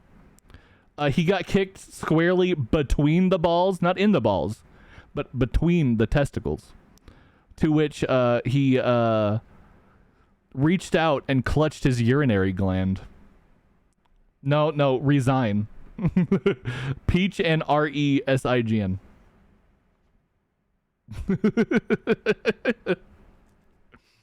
We're drinking anytime they use the word wench. Anytime Grignir gets called a slut. Anytime I have to stop reading because of the alliteration. Or when you redeem the redeem. Take a hold of this rope, said the first soldier, and climb out from your pit, slut. God damn it. We just started the chapter. All right, drinking.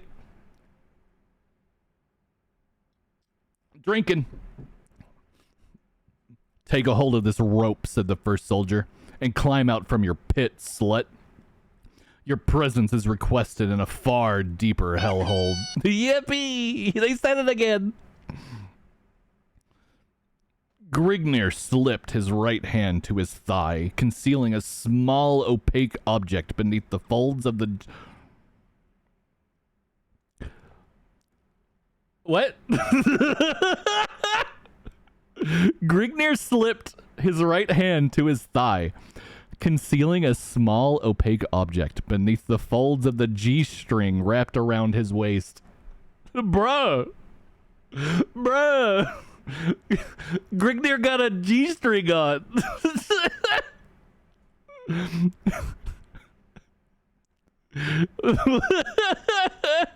Well, Vibe. You missed it, but earlier in the story, he wholesomely sat down next to a wench and exposed himself. I guess it makes it easier if you're wearing a G-string.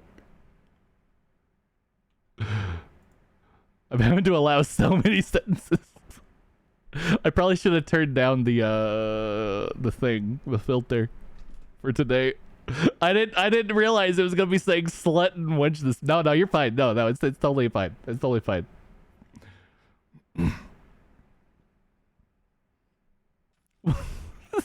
Brine wells swelled in Grignir's cold, jade squinting eyes, which grown accustomed to the gloom of the Stygian pools of ebony engulfing him, were bedazzled and blinded by flickering radiance cast forth by the second soldier's resin torch. Tightly gripped in the second soldier's right hand opposite the intermittent torch. What? What? The intermittent torch? Okay. Was a large double-edged axe, a long leather-wound oaken-handled transfixing the center of the weapon's iron head. Adorning the torsos of both of the sentries were thin yet sturdy hauberks, the breastplates of which were woven of tightly hemmed twines of reinforced silver braiding. Cupping the soldiers' feet were thick leather... but these guys' feet aren't bare feet. These bare feet aren't bare feet. So who knows? Maybe they're wearing sandals on sandals. Wound about their shins to 2 inches below their knees. Wrapped about their waists were wide satin girdles with slender bladed poignards dangling loosely from them, the hilts of which featured scarlet-encrusted gems. Rusting upon the manes of their heads and reaching midway to their brows were smooth copper morions. Spiraling the lower portions of the helmet were short, up-curved silver spikes, while a golden hump spired from the top of each... You know, This over describes to a point that I have no idea what it looks like. Every time he gives these paragraphs of descriptions of things, it's described so in length that I'm incapable of understanding what it actually looks like because I have all but forgotten what the last thing looked like. And all the crafts that, man, I've been threatening to play Dwarf Fortress for a long time on stream because I am a long-time veteran of it, and I've never actually played the Steam version. It's a dangerous gamble, though, because anytime I play Dwarf Fortress, that is literally all I play night and day for like 6 months. So, I gotta be careful about it. Beneath their chins, wound around their necks, and draping their clad shoulders, dangled regal purple satin cloaks, which flowed midway to the soldiers' feet. Hand over hand, feet braced against the dank walls of the enclosure, huge Grignir ascended from the moldering depths of the forlorn abyss. His swelled limbs... It took a while. I really need to get into the Steam version. I was holding off for a while to wait for DF Hack, and DF Hack and Dwarf Therapist both fully support it now, so I don't got no excuse. His swelled limbs stiff due to the boredom of a timeless inactivity, compounded by the musty atmosphere and jagged granite.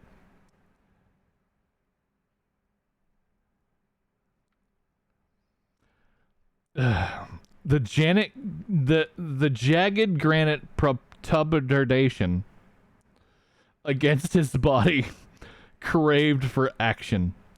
The opportunity now presenting itself served the purpose of oiling his rusted joints and honing his dulled senses.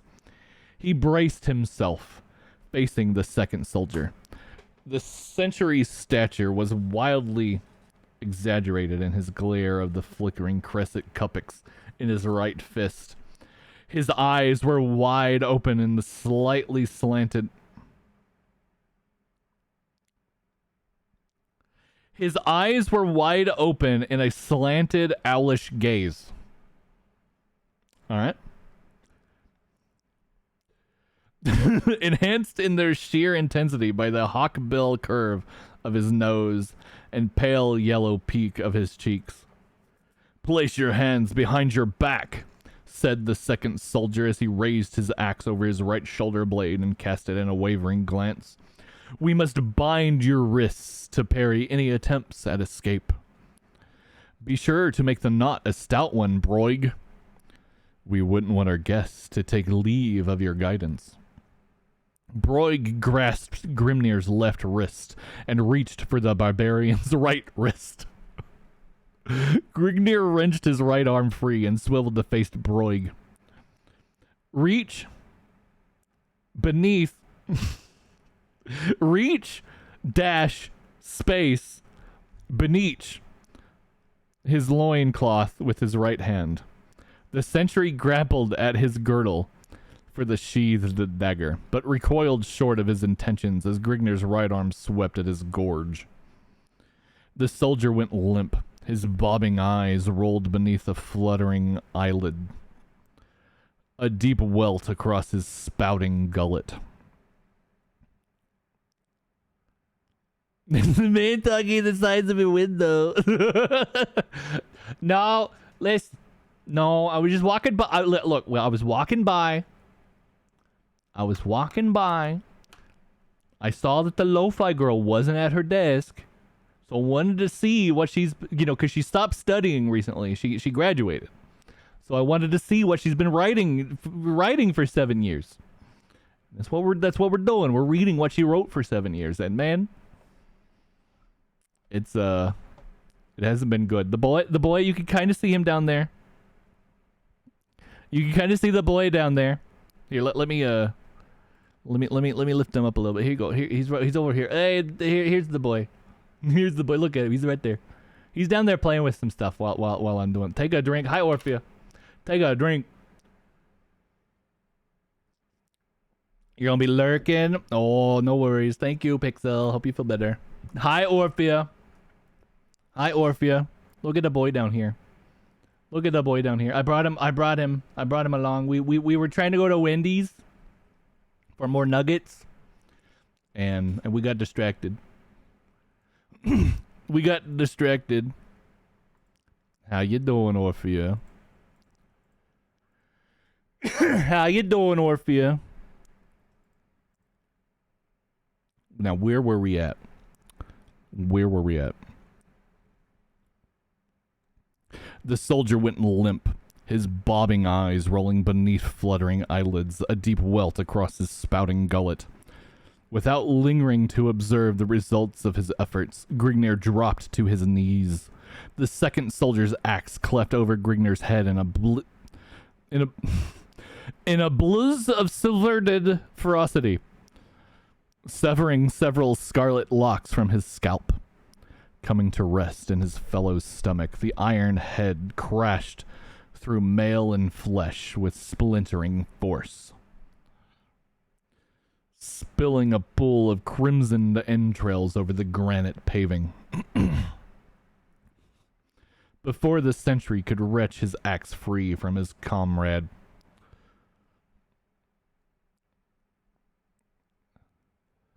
excuse me, I I can't. There is a wall of C words, and I'm getting lost. Before the sentry could wrench his axe free from his comrade's carcass, he found Grignir's massive hands clasped around his throat, choking the life from his clamped lungs. Stop it! I said you were listen. Boy. The boy down here. Where do you keep getting these pipes at? Where are you finding these pipes at? Is it the internet tubes? Get back down there. Stop it. Quit it. Quit it. Quit it.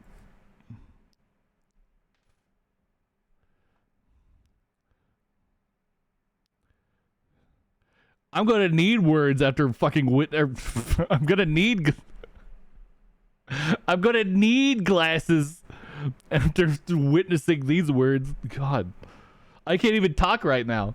It's leaching into me, chat. It's leaching into me. With a zealous grunt, the accordion flexed his tightly corded biceps, forcing the grim-faced soldier to one knee. The sentry plunged his right fist into Grignir's face, digging his grimy nails into the barbarian's flesh. Ejaculating a curse through rasping teeth, Grignir surged the bulk of his weight forward, bowling the besieged soldier over upon his back. The sentry's arms collapsed to his thigh, shuddering convulsingly, his bulging eyes staring blindly from a bloated cherry red face. Listen, it's like when you talk about, you're going to eat a bukkake. When you talk about you're going to eat a bukkake, there's nothing that's just a type of ramen. Ejaculating is just a way to say things very abruptly and quickly. You ejaculate from your mouth, Don't you? Have you never ejaculated from Have you never ejaculated from your mouth?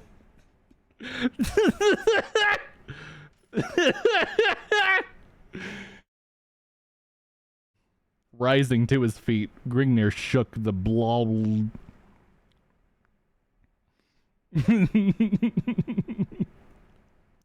No. I don't belong in the trash. Why am I in the trash? Is this this is my disguise. This is my disguise, chat. I heard some rustling, so I thought maybe the LoFi Girl was coming back. I thought maybe the Lo-Fi Girl was coming back, so I you are what you read.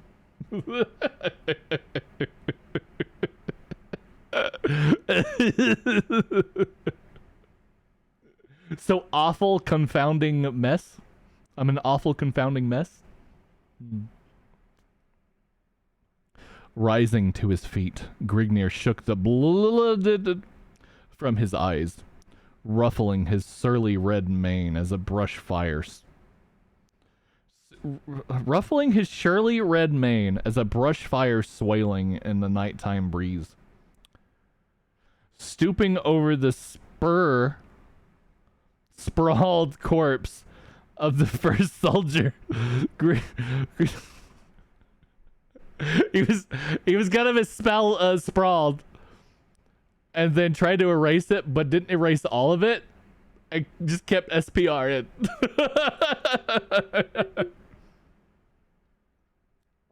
Oh, you gotta go to bed, Veer? No worries. There's always the VOD. You can catch the rest in the VOD. I'll make sure to make it public. It's good. Yeah. You could put me on, keep me on your phone, on your bedstand, and just let my cackling lull you to sleep. Here, should I get some more? Should I get a little more ASMR with it?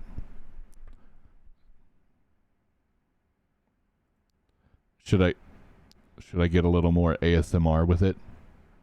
Stooping over the sprawled corpse of the first soldier, Grignir retrieved a small white object from a pool of congealing gore. Snorting a gusty billow of mirth, he once more concealed the tiny object beneath his loincloth, which, remember, was a G-string. The tediously honed pelvis bone of the broken rodent. How big was this rat that he was able to make a shiv out of the pelvis bone? Did he just snort coke? Okay, let's... Snorting a gusty billow of mirth. He once more No, he's like... Ah, yes, whoa. He's snorting in his accomplishments. Returning his attention towards the second soldier, Grignir turned to the task of attiring his limbs. To move about freely through the dim recesses of the castle would require the grotesque garb of its soldiery. Utilizing the silence and stealth acquired in the untamed climes of his childhood, Grignir slinked through twisting corridors and winding stairways, lighting his way with the confiscated torch of his dispatched guardian. Knowing where his steps were leading to, Grignir meandered aimlessly in search of an exit from the chateau's dim confines.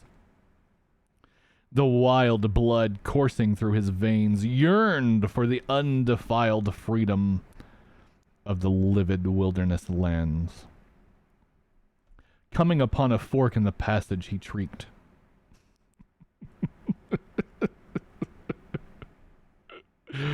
Coming for...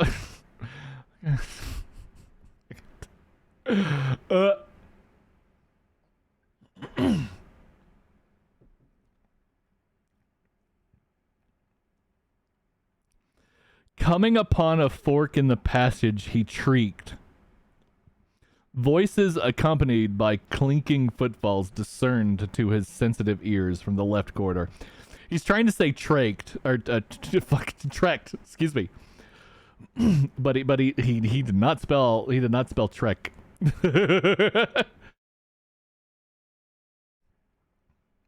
Wishing to avoid contact, Grignir veered to the right passageway. If accosted as to the purpose of his presence, his barbarous accent would reveal his identity. Being that his attire was not that of the castle mercenaries' troops.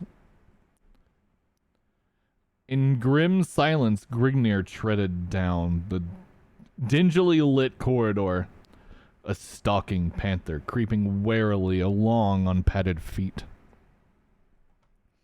After an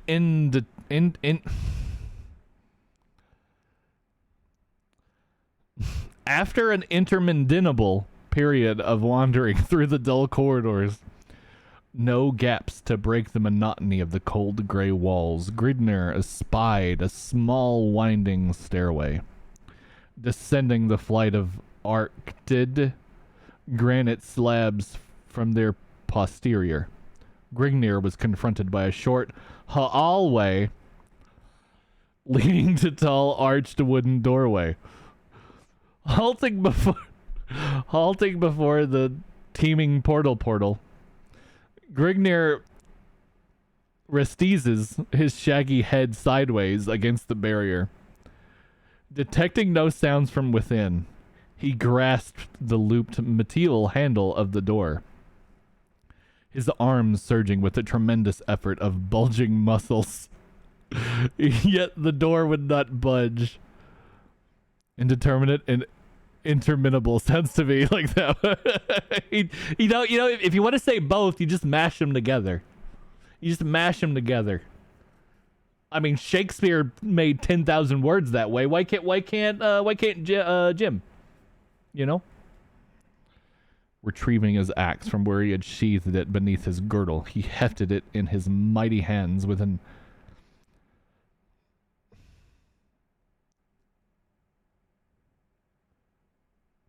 Espacide. He hefted it in his mighty hands with an Espacide grunt, and wedging one of its blackened edges into the crack between the portal and iron-rimed sill, excuse me. Bracing his sandaled right foot against the rough... Fuck! Bracing his sandaled right foot against the rigidly hewn wall, teeth tightly clenched, Grignir apple-levered the oaken haft, employing it as a lever whereby to pry open the barrier. The leather-wound hilt, bending to its utmost limits of endurance, the massive portal swung open with a grating of snapped latch and rusty iron hinges. Glancing about the dust-swirled room in the gloomily dancing glare of his flickered cresset, Grignir eyed evidences of the enclosure being nothing more than a forgotten storeroom. Miscellaneous articles required for the maintenance of a castle were piled in disorganized heaps at infrequent intervals toward the wall opposite of the barbarian's piercing glaze. His piercing glaze out of his urinary gland. Utilizing long, bounding strides, Grignir paced his way over to the mounds of supplies to discover if any articles of value were contained within their midst. Detecting a faint... Is this also kind of... No,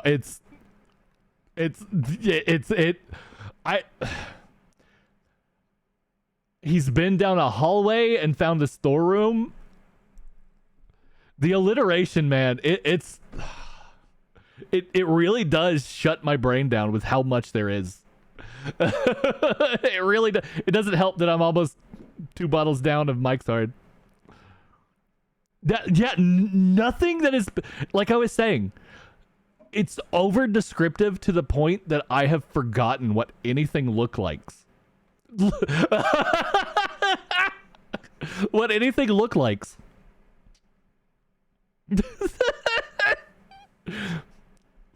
Also, speak right, I cannot. Detecting a faint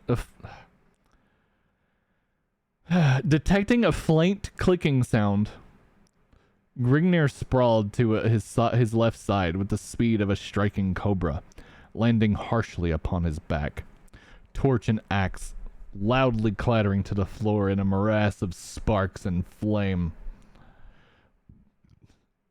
A elm-woven board leaped from collapsed flooring, clashed against the jagged flooring. He repeats. You're gonna drink in solidarity. Thank you. Join me. Every time I drink, you drink. What is that song? I don't know. I don't even know. I don't even know.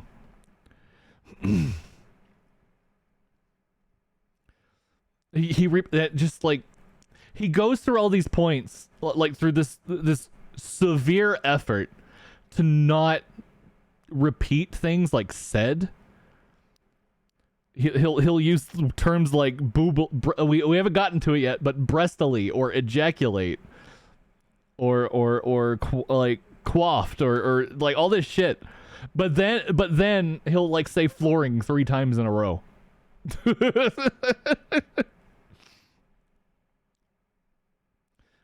A elm-woven board leaped from collapsed flooring, clashing against the jagged flooring, and spewing a shower of orange and yellow sparks over Grignir's startled face. Rising uneasily to his feet, the half-stunned accordion glared down at the gruesome arm of death he had unwittingly sprung. Murphic! Murfk! Mrifk? M-R-I-F-K! Exclamation point. M-R-I-F-K! Exclamation point. Try not to get... Nah, I'm gonna allow anything that's just from this fucking... Mrifk!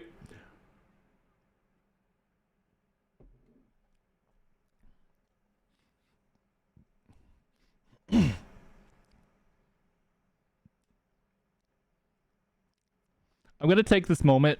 I'm going to take a moment to collect myself and also point out the fact that either nobody has noticed or nobody has dared mentioned the fact that Biku's pregnant Shrek is in frame.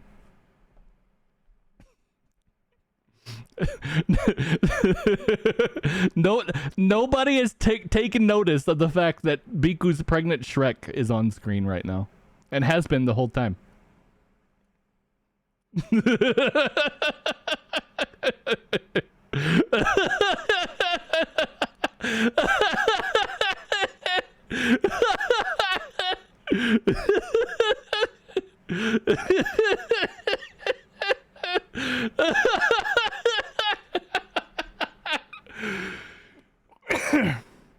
Also, can anyone guess what LoFi Girl has on her monitor? Can anyone guess what LoFi Girl has had up on screen?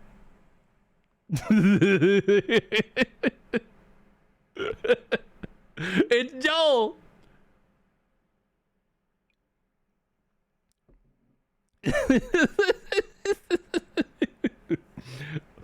I fucking rushed, by the way, to get Pregnant Shrek was an idea I had literally 7 minutes before going live. I rushed that boy out. Biku drew that on a drawing stream one day after my suggestion.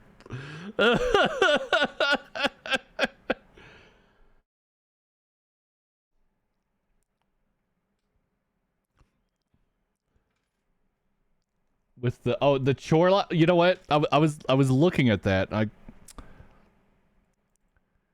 That's not actually what it.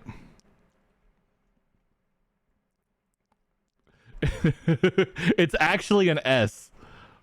So it's even less of a difference than what you're thinking it is about Sherlock. Oh yeah. Does anybody else notice that I actually put the Eye of Argon on the book too? I learned how to do so many things in paint.net today.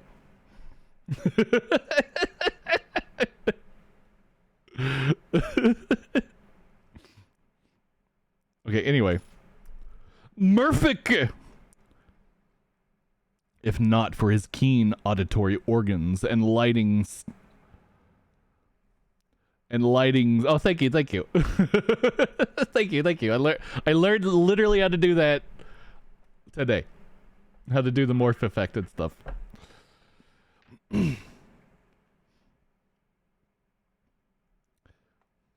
If not for his keen auditory organs and lighting steel reflexes, Grignir would have been groping through the shadowed hell pits of the Grim Reaper.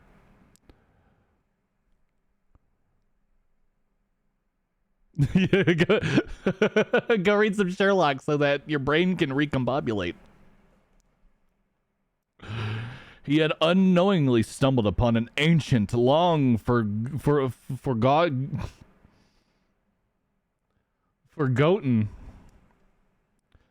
booby trap, a mistake which would have stunned the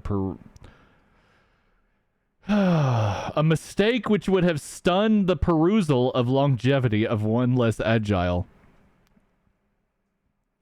A mechanism similar in type to that of a miniature catapult was concealed beneath two collapsible sections of granite flooring. The arm of the device was 4 feet long, boasting razor-like cleats at regular intervals along its face, with which it was to skewer the luckless body of its would-be victim. Grignir had stepped upon a concealed catch which relased a small metal latch between the two granite sections, causing them to fall inward and thereby loose the spiked arm of death they precariously held in. Partially out of curiosity, and partially out of an inordinate fear of becoming a pincushion for a possible second trap, Grignir plunged his torch into the exposed gap. The floor of a second chamber stood out 7 feet below the glare.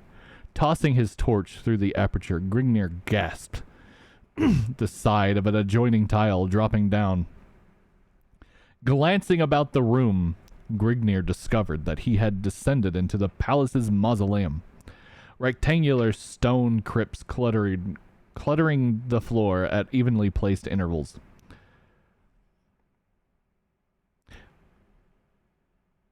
Is it really cluttered if it's evenly placed? I mean, I guess. Maybe that one's a stretch, but plausible. It's a stretch, but plausible. Of the many other things he has written, it is a stretch and plausible. The tops of the enclosures were plated with thick layers of virgin gold, while the sides were plated with white ivory, at one time sparkling, but now grown dingy through the passage of the rays of all-encompassing Mother Time. Featured at the head of the sarcophagus in tarnished silver was an Holy shit! This is too many things in a row. Sarcophagus in tarnished silver was an expugnitively carved likeness of its rotting inhabitant. Good God! Expugnitively. Sure. I'll type it even. There we go. Carved likeness of its rotting while you figure that one out, Zero, we got an ad break, so we'll be right back. I need a moment. I need a moment.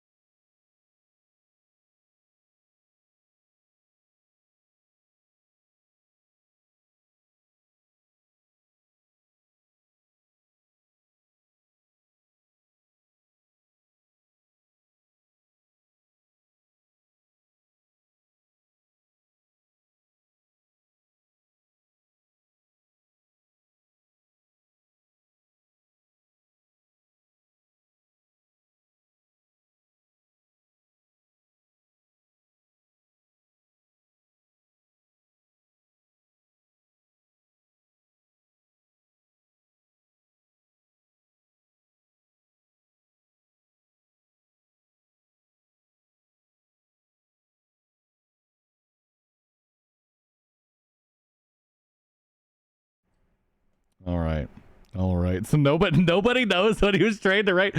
From the context, I feel like he was trying to write expensively, but perhaps there is a dialogue around expugnisively, much like there is around the orangutan in Poe's works, and how Poe academics ban you from discussing the orangutan at conventions for Poe academics.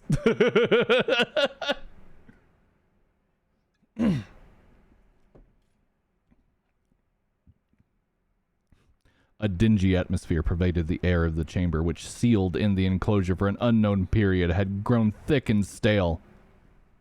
Interminglingly...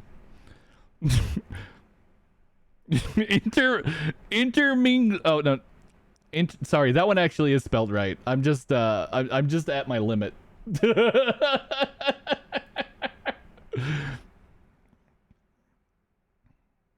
Intermingling with the curdled currents was the repugnant stench of slowly moldering flesh, creeping over slowly but surely through the minute cracks in the numerous vaults. Due to the embalming of the bodies, their flesh decayed at a much slower rate than is normal. Yet the nauseous odor was nonetheless repellent. Towering over Grignir's head was the trap he released. The mechanism of the miniaturized catapult was cluttered with mildew and cobwebs. Notwithstanding these relics of antiquity, its efficiency remained unimpinged. To the right of the trap wound a short stairway through a recess in the ceiling, a concealed entrance leading to the mausoleum, for which the catapult had previously been erected as a silent, relentless guardian. Climbing up the side of the device, in the event that a search was organized, it would prove well to leave no evidence of his presence open to the wandering eyes. Besides, it might even serve to dwindle the size of an opposing force. Descending from his perch, Grignir was startled by a faintly muffled scream of horrified desperation. His hair prickled yawkishly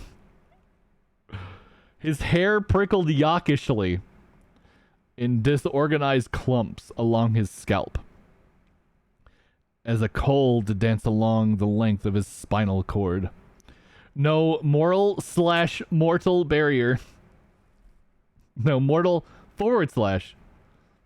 mortal barrier, human or otherwise, was capable of arousing the numbing sensation of fear inside Grignir's smoldering soul. However, he was overwrought by the forces of the barbarian's instinctive fear of the supernatural. His mighty thews had always served to adequately conquer any tangible foe, period, comma. But the tangible was something distant and terrible. Dim, horrifying tales passed by word of mouth over glimmering campfires and skins of wine had more than once served the purpose of chilling the marrowed core of his sturdy-limbed bones. Yet the scream contained a strangely human quality, unlike that which Grimnir imagined would come from the lungs of a demon or spirit, making Grignir take short, nervous strides advancing to the sarcophagus from which the sounds was issuing. Clenching his teeth in an attempt to steel his jangled nerves, Grignir slid the engraved slab from the vault with a sharp rasp of grinding stone. Another long-drawn cry of terror-infested anguish met the barbarian, scoring like the shrill piping of a demented banshee, piercing the inner fibers of his superstitious brain with primitive dread and awe. I was about to say that this was actually a decent section of writing. This was actually turning out to be a comparatively decent section of writing. Stooping over to espy the tomb's contents, the glittering accordion's nostrils were singed by the scorching aroma of a moldering corpse. long shut up and fermenting, the same putrid scent which permeated the entire chamber, though multiplied to a much more concentrated dosage. The shriveled, leathery packet of crumbling bones and dried, flacking flesh offered no resistance but remained in a fixed position of perpetual violence, watching over its dim abode from hollow, gaping sockets. The tortured cries were not coming from the tomb, but from some hidden depth below. Pulling the reeking corpse from its resting place, Grignir tossed it to the floor in a broken, mangled heap. Upon one side of the crypt's bottom was attached a series of tiny hinges, while running parallel along the opposite sides of a convex railing like a protuberance, laid so as to appear as a part of the interior surface of the sarcophagus.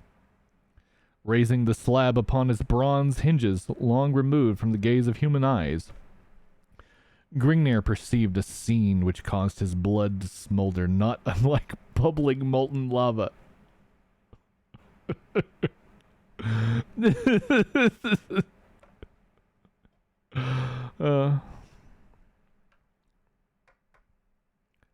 Directly below him, a whimpering female. Oh, gotta take a drink. They said female. Lay stretched upon a smooth, surfaced marbled altar. Ayo! Public lava, specifically.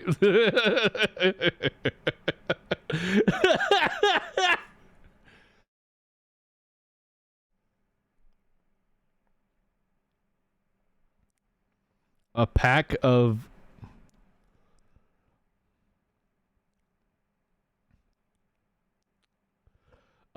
of grassy-faced shaman clustered around her in a tight circular formation, crouched over the girl.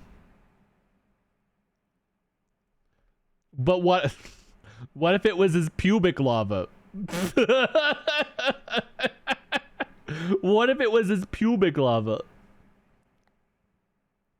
Crouched over the girl was a tall, pot-bellied priest, his face dominated by a disgusting, open-mouthed grimace of sadistic glee.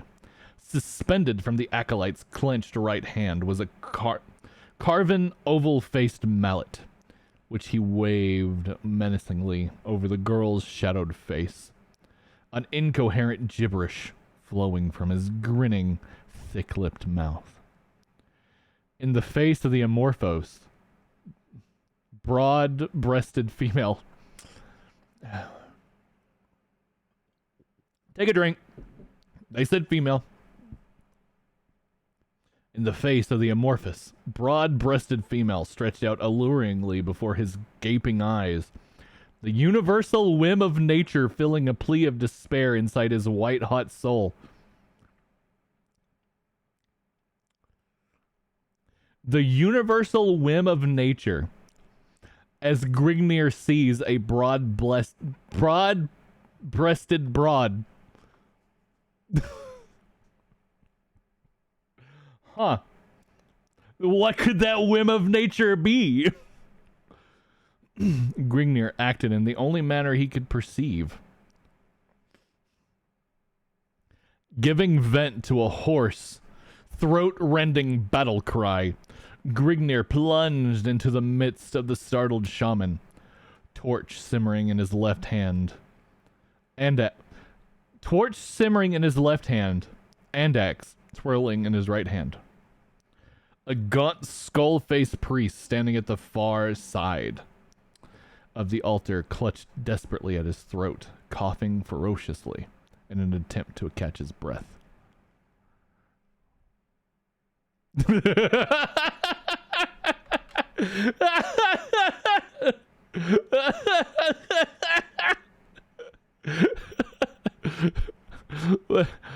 What is that movie? Nothing But Trouble? No. It's in Faust. It's in the movie Faust, where a woman literally turns into an amorphous, broad-breasted broad.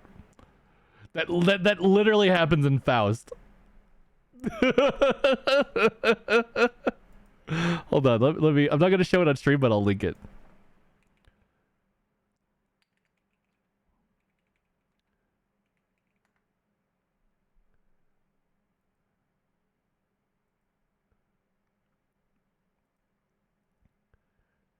Copy image link. There we go.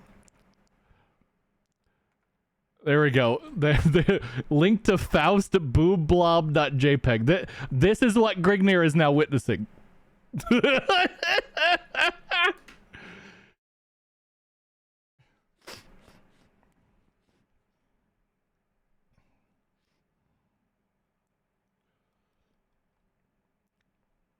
A gaunt, skull-faced priest standing at the far side of the altar clutched desperately at his throat, coughing ferociously in an attempt to catch his breath.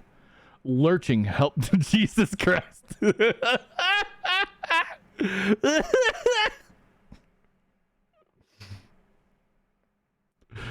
Lurching helplessly. The whims of nature have abandoned me this day. After witnessing that, they made it happen. What can I say? Yep, they sure did. They read this line and said, I gotta see that. I gotta see that. Amorphous, broad-breasted broad. Gotta see that. Let's do it. $50 million budget. Lurching helplessly to and fro, the acolyte pitched headlong against the gleaming base of a massive jade idol. Writhing agonizedly against the hideous image, foam flecked his chalk-white lips. The priest struggled helplessly.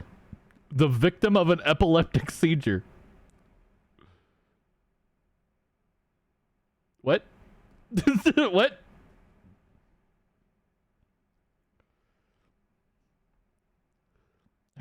Huh? How did that happen? Startled by the barbarians' stunning appearance, the chronic fit of their fellow, and the fear that Grignir might be the avant-garde. The fear that Grignir might be the avant-garde of a conquering force dedicated to the cause of destroying their degenerated cult. The Saman momentarily lost their composure. Did he type avant-garde meaning advanced guard? How do you make that kind of a typo on a fucking typewriter? Like, I could see that being an autocorrect mistake. But this was in the 70s.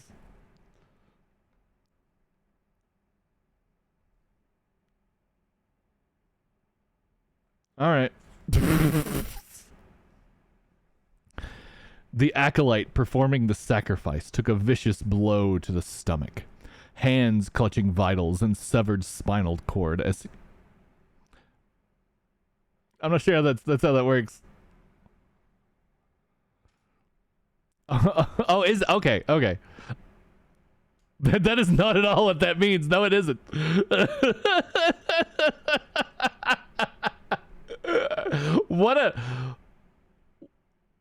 What a wild one. Do you think he just had like a thesaurus? And because that was technically an option? Because that was technically an option, that's what he went with? The acolyte. Did I already read some of this? No. The acolyte performing the sacrifice took a vicious blow to the stomach. Hands clutching vitals and severed spinal cord as he sprawled over the altar. The...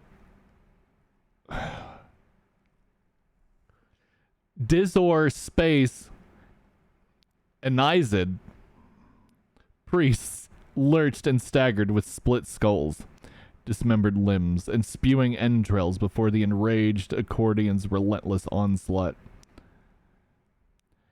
The howls of the maimed and dying reverberated against the walls of the tiny chamber. A chorus of hell fought despair as the granite floor ran red with blood. The entire chamber was encompassed in the heat of raw, savage butchery. As Grignir luxuriated in the grips of a primitive, beastly bloodlust, Presently, all went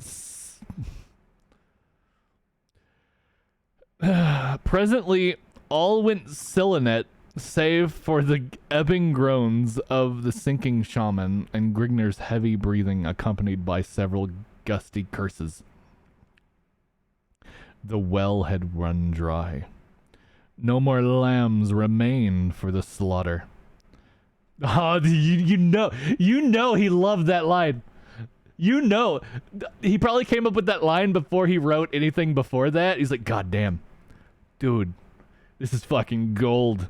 No more lambs remain for the slaughter. Yeah, dude.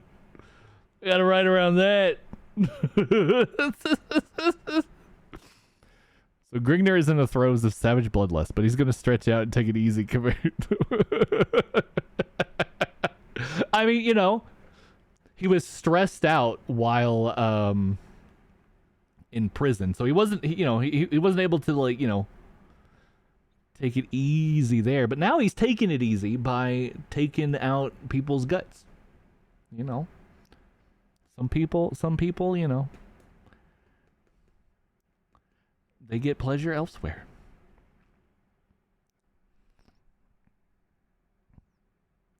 The rampaging stead of death.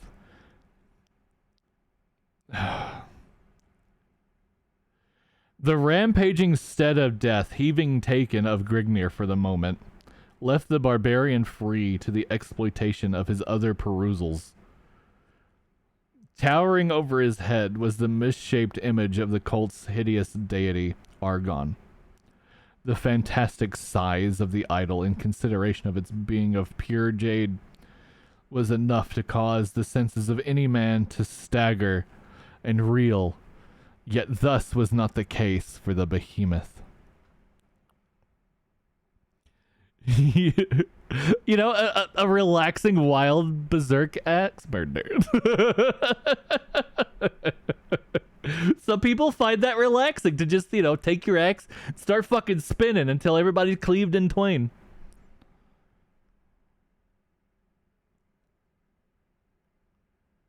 Yeah, see, yeah, there, Iz has it. He sat down to luxuriate in killing Jared Leto. As any of us would. As any of us would. As any of us would. I'll drink to that.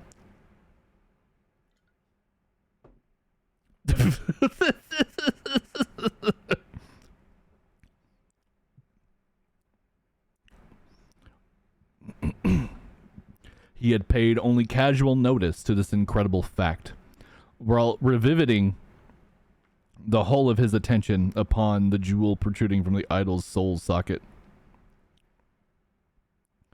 Its masterfully cut faucets emanating its masterfully cut faucets emanating blinding rays of hypnotizing beauty. After all, a man cannot slink from a heavily guarded palace while burdened down by the intense bulk of a squatting statue. Providing, of course, that the idol can even be hefted. Which, in fact...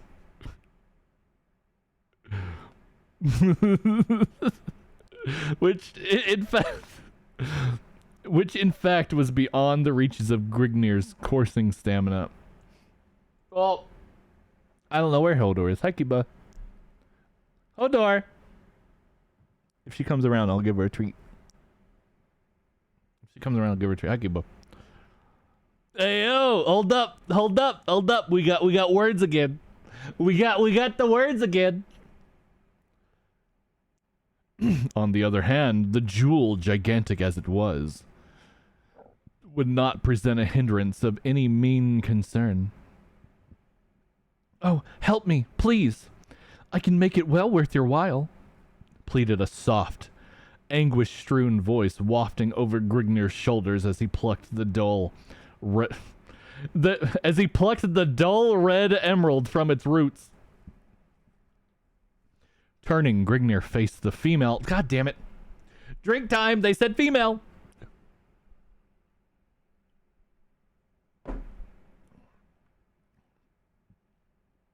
Turning, Grignir faced the female that had lured him.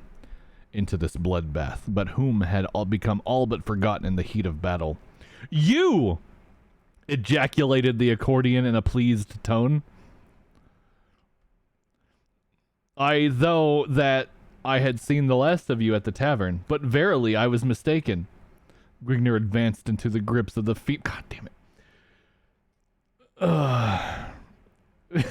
To drink every time. It's the money drink. It's a ECORDIAN. So I've just that I guess I mean I want to pronounce it accordion. Maybe it's accordion. I don't know. No. Oh, okay. Well, I'll just finish off this fucking glass then. Okay, that's 2 down. I think we still have like 10 pages left. You ejaculated the accordion in a pleased tone. Though that I had seen last of you at the tavern, but I was verily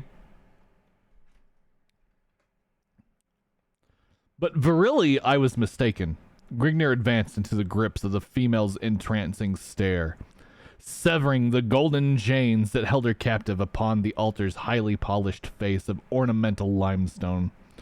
As Grignir lifted the girl from the altar, her arms wound dexterously around his neck, soft and smooth against his harsh exterior.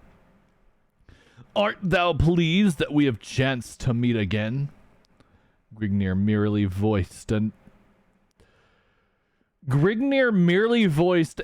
sighed.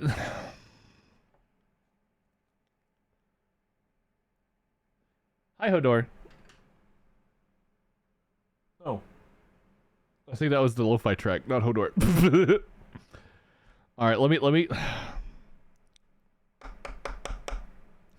Grignir merely voiced and sighed grunt. Return the damsel's embrace while he smothered her trim, delicate lips between the...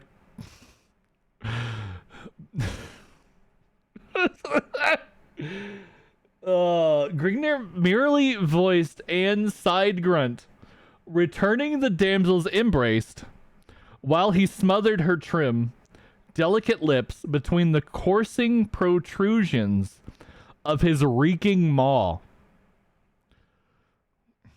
Let us take leave of this wretched chamber, stated Grignir as he placed the female... Take a drink.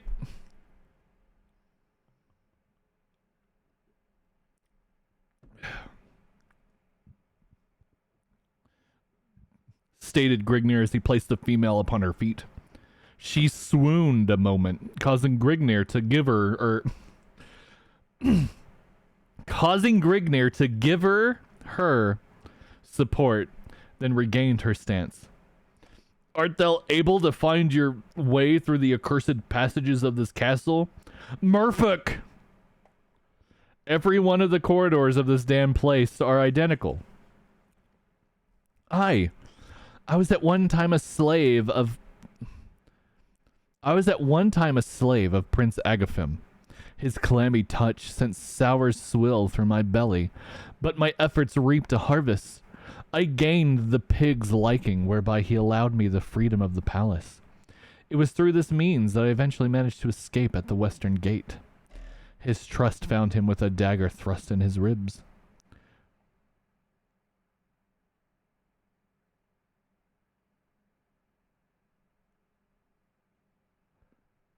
Oh, she stabbed... Okay, so she stabbed the prince after Grim... Okay. She stabbed the prince after Grignir was put in prison. Okay. What were you doing at the tavern once I discovered you? Asked Grignir as he lifted the female through the opening into the mausoleum. Take a drink.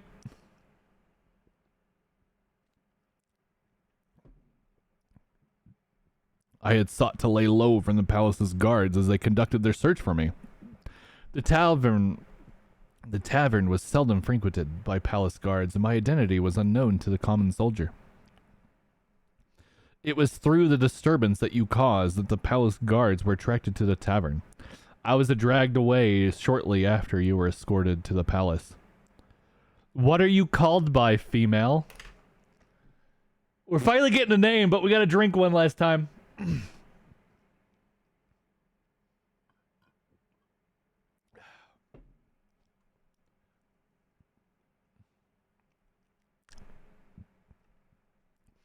Carthena, daughter of Mincardos, Duke of Barwego.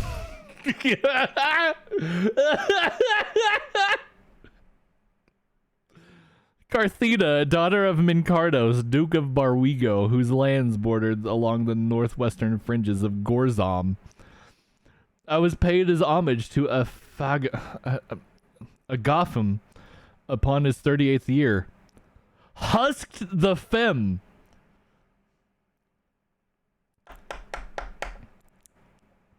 I was paid as homage to Agatham upon his 38th year. Husked the Femme.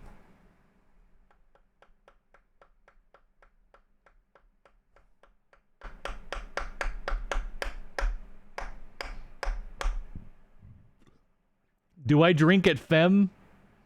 I don't think I do. Husked? No, he spelled it right. He spelled it right. F-E-M-M-E. Yeah. Husked the Femme. F-E-M-M-E. Yeah. He got that right.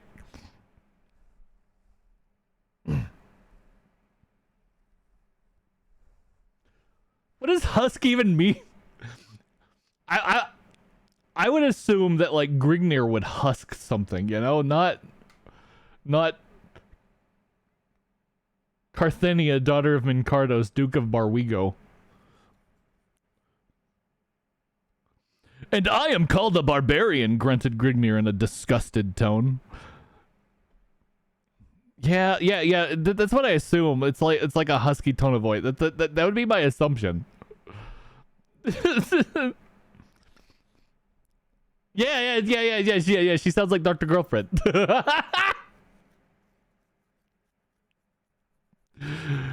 And I am called a barbarian, grunted Grignir in a disgusted tone. Why in a disgusted tone? Aye, the ways of our civilization are in many ways warped and distorted. But what is your calling? She... Yes! There it is! It's here! It's finally here! It's finally here!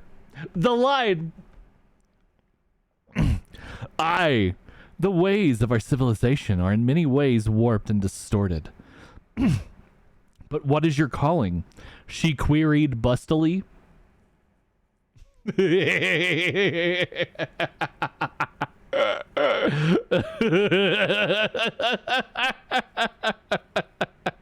She queried bustily. Grignir of Ecordia. Ah, I've heard vaguely of Ecordia. It is the hill country to the far east of the Norregolian Empire. I have also heard Agathim curse your land more than once when his troops were routed in the unaccustomed mountains and gorges. Saith she. Did that genuinely hurt? He said boobily. Aye, my people are not tarnished by petty luxuries and baubles. They remain fierce and unconquerable in their native climes. After reaching the hidden panel at the head of the stairway, Grignir was at a loss in regards to its operation. His fiercest heaves were as pebbles against burnished armor. Carthenia depressed a small symbol included within the elaborate design upon the panel, whereupon it slowly slid into the cleft in the wall. How did you come to be victim of this crazed shaman? Quested Grignir as he escorted Carthenia through the piles of rummage on the left side of the trap. By Agathim's orders, I was thrust into a secluded cell to await his passing of sentence.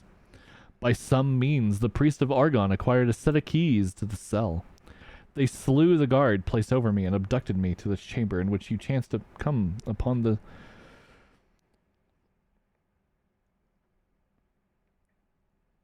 Upon the scosistic...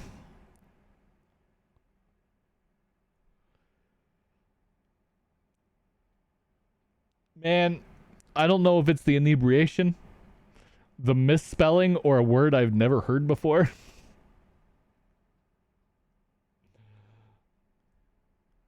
Skosistic? Skoskistic?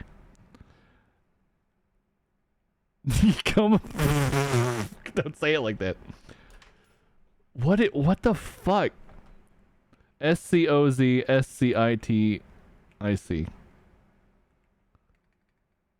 SCOZSCTIC. I have to look this up. I have no fucking. Take a drink. No.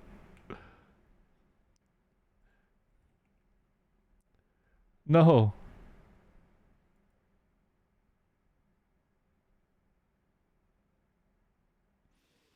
This is yet again. This is yet again one of those words that I'll lead back to Argon. No, I gotta take a drink. Them's the rules. Drink drunk.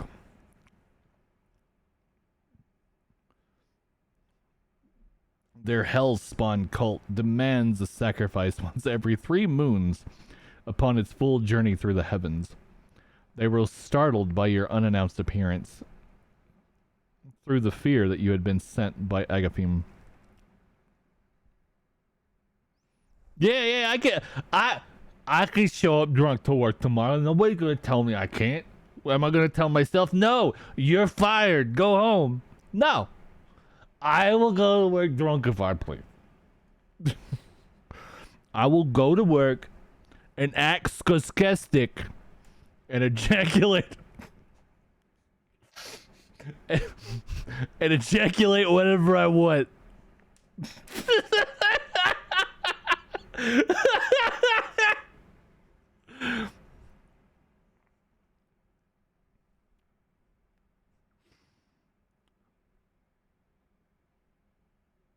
They were still listen. According to Jim Theus, yes. Every word belongs with every other word.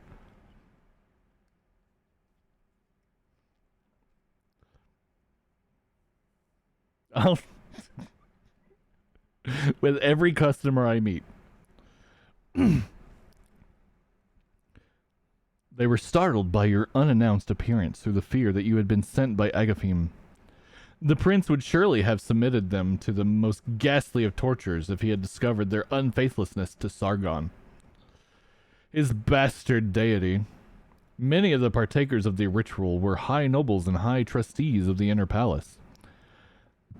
Agaphim's pitiless wrath would have been unparalleled. They have no more fear of Agaphim now, bellowed Grignir in a deep, mirthful tone, a gleeful smirk upon his face. I have seen that they were delivered from his vengeance. Engrossed by Carthena's graceful stride and conversation, Grignir failed to take note of the footfalls rapidly approaching from behind. As he swung aside the arched portal linking the chamber with the corridors beyond, a maddened, blood-lusting screech reverberated from his eardrums. Wait, what? The bloodlusted screech reverberated from his eardrums? He got them screaming ears? Are accordions known for their screaming ears? Seemingly utilizing the speed of thought, Grignir swiveled to face his unknown foe. With gaping eyes and widened jaws, Grignir raised his axe above his surly mien. But he was too late. Chapter 7. With wobbling knees and swimming head, the priest that lapsed into an epileptic seizure rose unsteadily to his feet. While enacting his choking fit in writhing agony, the shaman was overlooked by... the second one. It's the second one.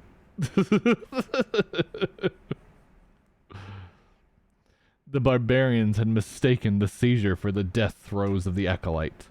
allowing the priest to avoid his stinging blade. The sight that met the priest's inflamed eyes nearly served to sprawl him upon the floor once more. The sacrificial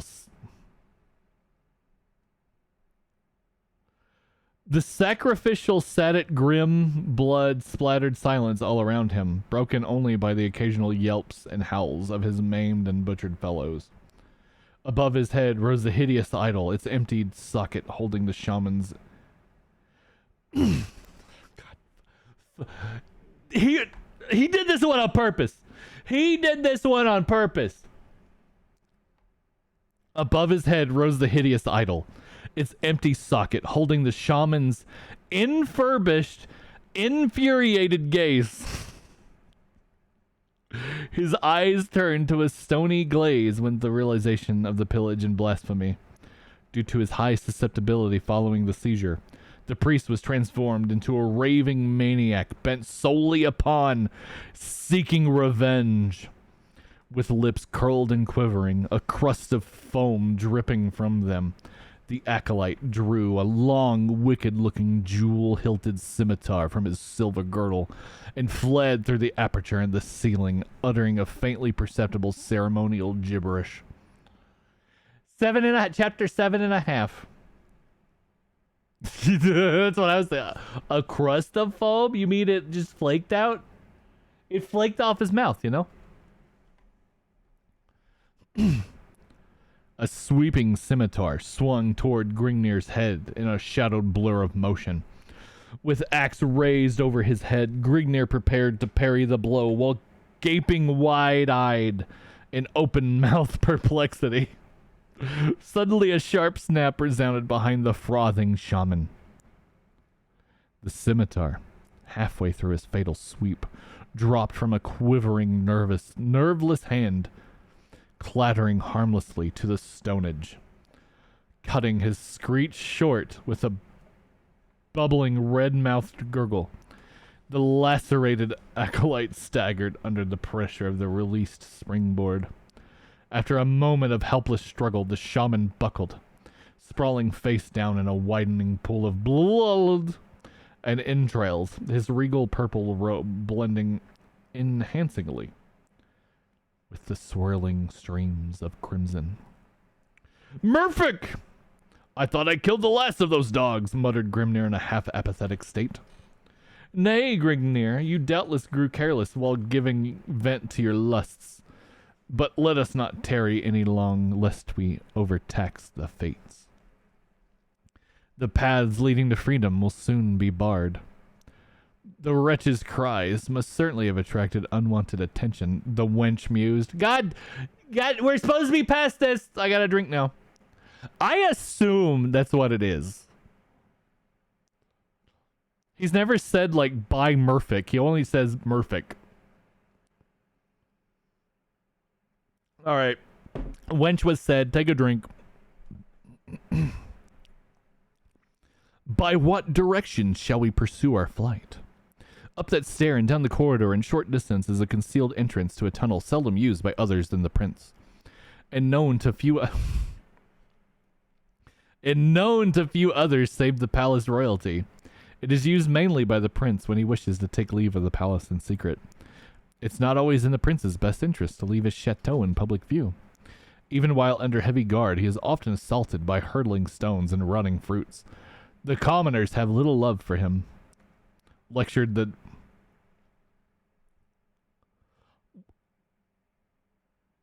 What? What? The commoners have little love for him. Lectured the Nair lady. Nerelady.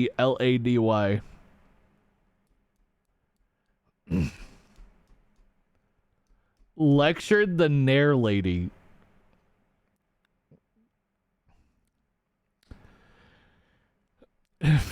It's amazing that they would ever have left a pig like him become ruler. I should imagine that his people would rise up and crucify him like the dog he is. Alas, Grignir, it's not simple as all that. His soldiers are well paid by him. So long as he keeps their wages up, they will carry out his damned wishes. The crude implements of the common folk would never stand up under an onslaught of forged blades and protective armor. They would be going to their own slaughter, stated Carthenia, to a confused but angered Grignir as they toppled. As they toppled the stairway? Yet how can they bear to live under such a oppression? A oppression. I would sooner die beneath the sword than live under such a dog's commands, added Grignir as the pair stalked down the hall in direct opposite that in which Grignir had come. But all men are not of the same mold that you are born of. They chose to live as though they are so as to save their filthy necks from the chopping block, returned Carthenia in a disgusted tone as she cast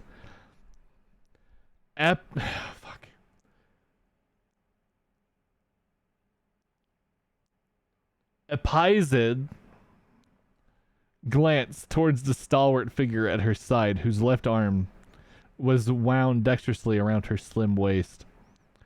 His slowly waning torch casting their images in intermittently what?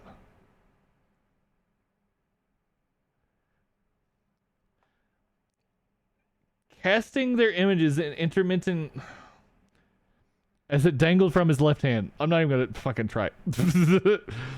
Presently, Carthena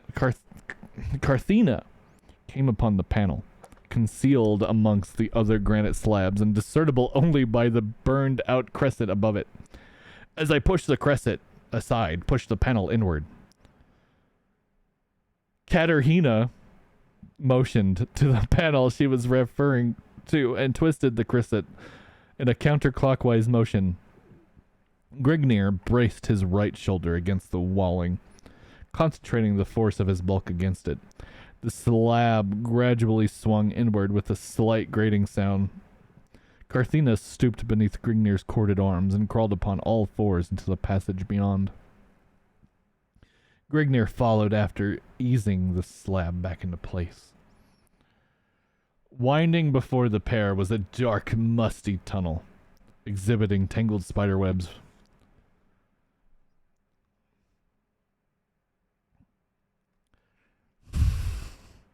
Winding before the pair was a dark, musty tunnel, exhibiting tangled spiderwebs from its ceiling to wall and an oozing, sickly slime running lazily upon its floor. We're actually almost at the end. So we had the ad break starting soon. I'm gonna go ahead and push it through just so that like ads don't start up like 2 pages away. We have about 5-6 pages left. So I'm gonna push that through. Try to recombobulate my brain. It's getting a little hard. It's getting a little hard with the inebriation. It's getting a little tough. All right, we'll be back here in a little bit.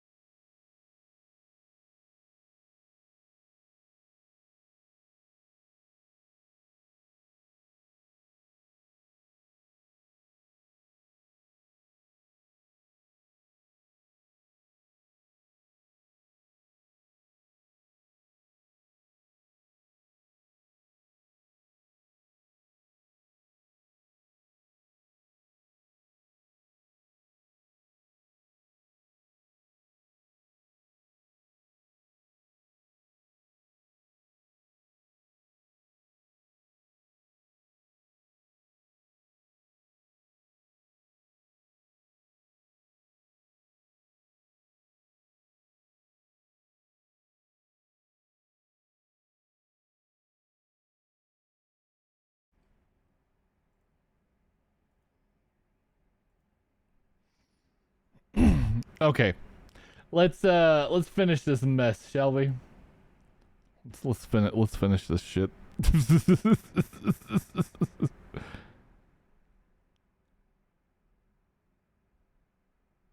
Where was I?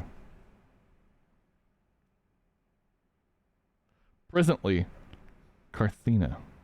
Oh, here. The slab gradually swung inward with a slight grating sound. Carthena stooped beneath Grignir's corded arms and crawled upon all fours into the passage beyond. Grignir followed after easing the slab back into place. Winding before the pair was a dark, musty tunnel exhibiting... Yeah, here we go. Okay, this is where we're at.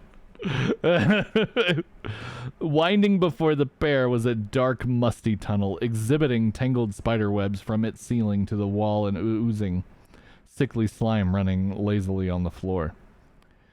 Hanging from the chipped wall upon Grignir's capital R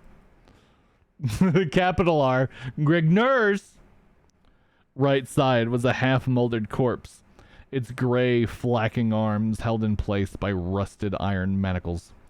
Carthena flinched back to Grignir's arms at sight of the leering set in an ugly, distorted grimace, staring horribly at her from hollow, gaping sockets.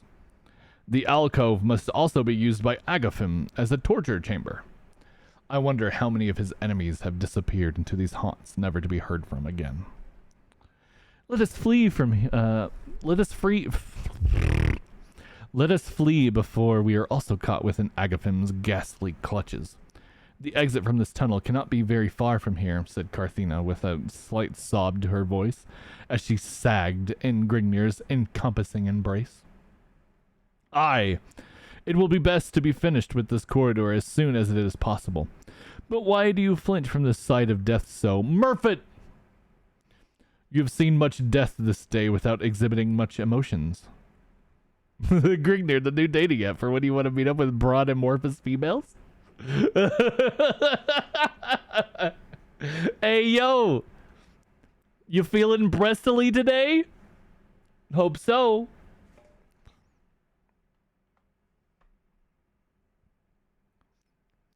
You have seen much death this day without exhibiting such emotions, exclaimed Grignir as he led her trembling form along the dingy confines. The man hanging from the wall was Doyanta. He had committed the folly of showing affections for me in front of Agaphim. He never meant any harm by his actions. At this, Carthena broke into a slow, steady whimpering, chakocking her voice in gasping sobs. There was never anything between us, yet Agaphim did this to him. The beast, may the demons of hell deepest haunts claw away at his wretched flesh for his merciless act, she prayed. I detect that you felt more for this fellow than you would wish to let on, but enough of this. We cannot talk of such matters we can talk of such matters after we are once more free to do so. With this, Grignir lifted the grieved female. Fuck. Take a drink. He said, female, take a drink. To her feet and strode outward. I don't think he said woman once. It has almost exclusively been female. With this, females, am I right?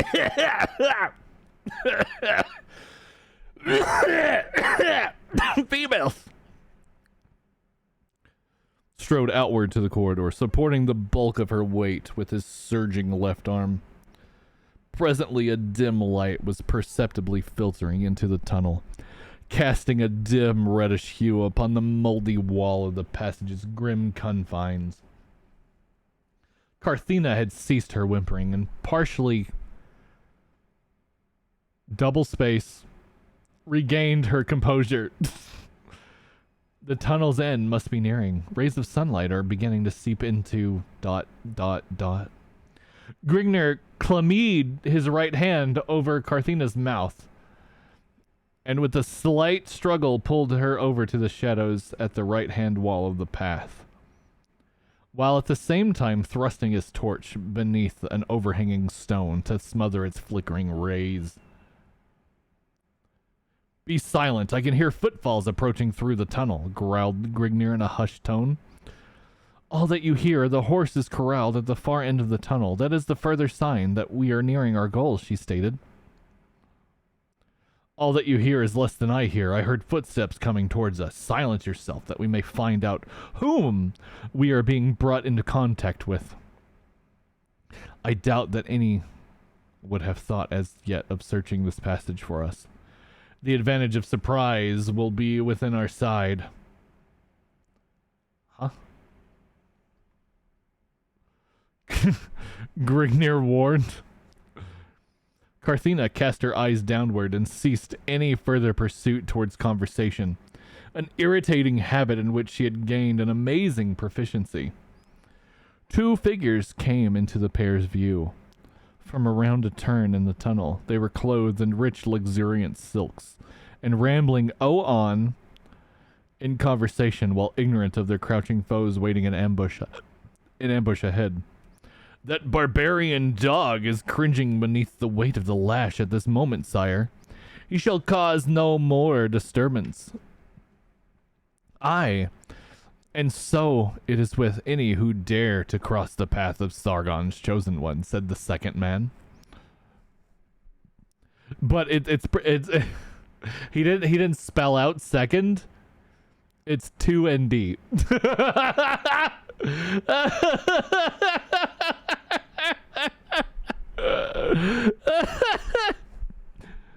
But the peasants are showing signs of growing unrest. They complain that they cannot feed their families while burdened by your taxes. I shall teach those sluts the meaning of humility. Oh, it's been a while. It's been a while since we had a slut drink. All right, take a drink. They said slut.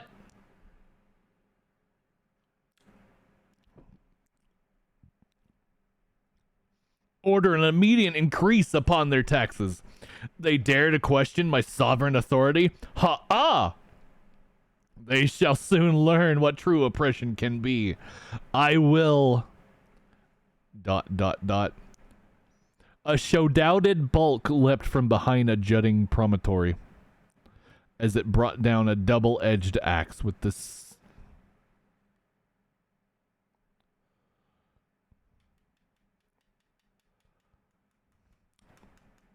As it brought down a double-edged axe with the spitted of a striking thought. S-P-P-E-D. Brought down a double-edged axe with the oh, it was supposed to be speed. Okay. That's okay. Spitted. One of the nobles sagged lifeless. Man, we should have taken a drink every time he said sag, too. Grignir gasped as he observed the bisected face set in its leering death agonies. It was Agathon! The dead man's comrade, having recovered from his shock, drew a jewel-encrusted dagger from beneath the folds of his robe and lunged towards the barbarian's back. Grignir spun at the sound from behind and smashed down his crimsoned axe. John do be liking him sagging, don't he? Sagging while also protruding bustily. His agonized lunged howling to a stream of stagnant green water, grasping a spouting stump that had once been a wrist. Grignir raised his axe over his head and prepared to finish the incomplete job, but it was deterred halfway through his lunge by a frenzied screech from behind. Carthena leapt to the head of the writhing figure, plunging a smoldering torch into the agonized face. The howls increased their horrid intensity, stifled by the sizzling of roasting flesh, then died down until the man was reduced to a blubbering mass of squirming, incessant flesh. Grignir advanced to Carthena's side, wincing slightly from the putrid aroma of charred flesh that rose in a puff of thick, white smog throughout the chamber. Carthena reeled slightly, staring dazedly downward at her gruesome handiwork. I had to do it. It was Agathim. I had to, she exclaimed. Sargon should be more careful of his right-hand men, added Grimnir, a smug grin upon his lips. But to hell with Sargon for now. The stench is becoming bothersome to me. With that, Grimnir grasped Carthena around the waist, leading her around the bend to the cave and into the open. A ball of feral red was rising through the mists of the eastern horizon, dissipating the sleeking shadows of the night. A coral stood before the pair, enclosing 2 grazing mares. Grimnir reached into a weighted-down leather pouch dangling at his side and drew forth the scintillant red emerald he had obtained from the bloated idol. Raising it toward the sun, he said, "We shall do well with this bauble, eh?" Carthena gaped at the gem, gasping in a terrified manner. "The Eye of Argon! Oh, Kala!"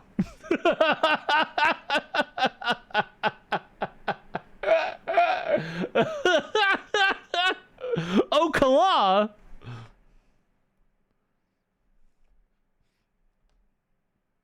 At this, the gem gave off a blinding glow. Murphic, Kala!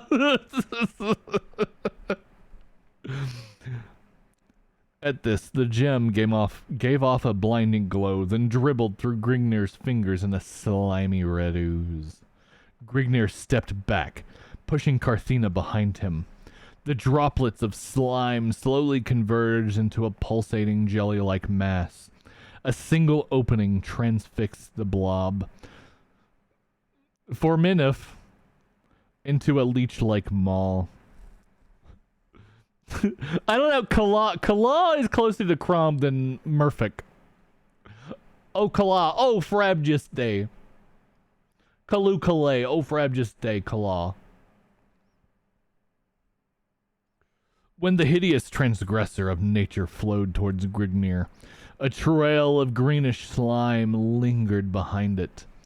A single gap puckered repeatedly, emitting a ghastly sucking.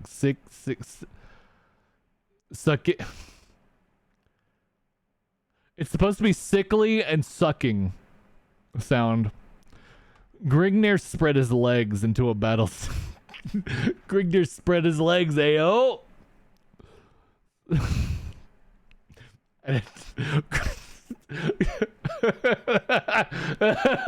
Grimnir spread his legs and ejaculated a battle cry. Murphic!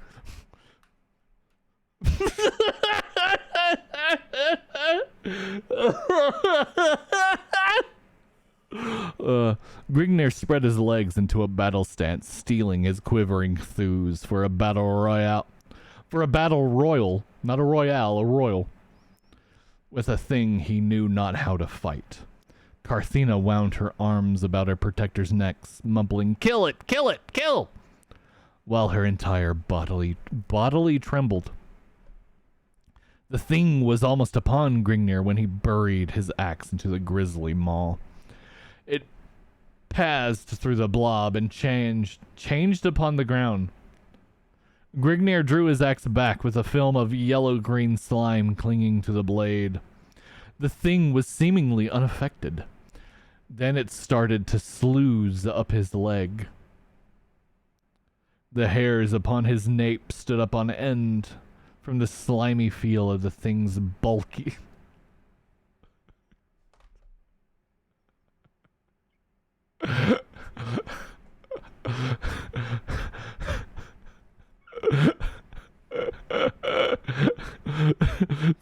The hairs upon his nape stewed on end from the slimy feel of the thing's bulky bulk. The notorious sucking sound became louder, and Grimnir felt the blood being drawn from his body. With each hiss of hideous pucker, the thing increased in size. Grimnir shook his foot about madly in an attempt to dislodge the blob, but it clung like a leech, still feeding upon its rapidly draining life force. still feeding upon his rapidly draining life fluid.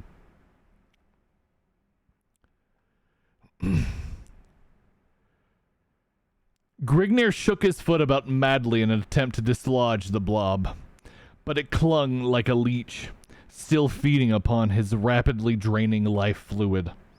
He grasped with his hands, trying to rip it off, but only found his hands entangled in a sickly glue-like substance.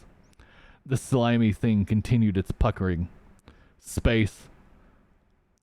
Semicolon, space. Now having grown the size of Grignir's leg from its vampiric feet. Bruh!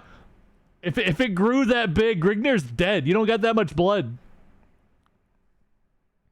Grignir began to reel and stagger under the blob, his chalk-white face, faltering muscles attesting to the... His chalk-white face, faltering muscles attested to the gigantic loss of blood. Carthena slipped from Grignir in a death-like faint. A Moro chill... Carthena slipped from Grignir in a death-like faint. A Moro-chilling scream upon her red robe...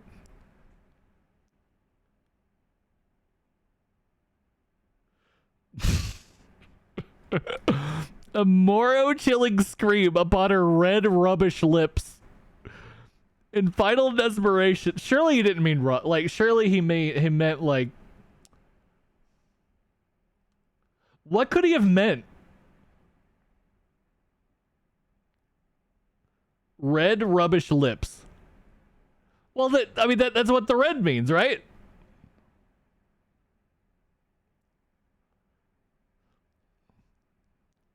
R-U-B-I-S-H.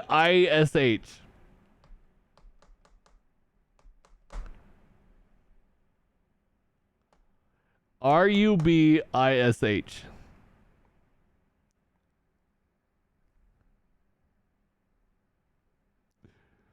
But he wrote rubbish, so we're going with rubbish.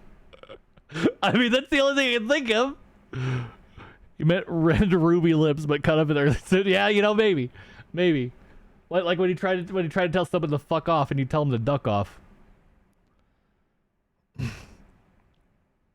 In final desperation, Grignir grasped the smoldering torch upon the ground, and how many torches do these guys got? They've already put one, like, down somebody's gullet, and Grignir didn't have one. Where'd this torch come from? In final desperation, Grignir grasped the smoldering torch upon the ground and plunged it into the reeking maw of the travesty. A shudder passed through the thing. Grignir felt the blackness closing upon his eyes, but held on with the last ebb of his rapidly waning vitality. He could feel its grasp. He could feel its grasp lessening as a hideous gurgling sound erupted from the writhing maw. The jelly-like mass began to bubble like a vat of boiling tar as quavers plased up and down its entire form.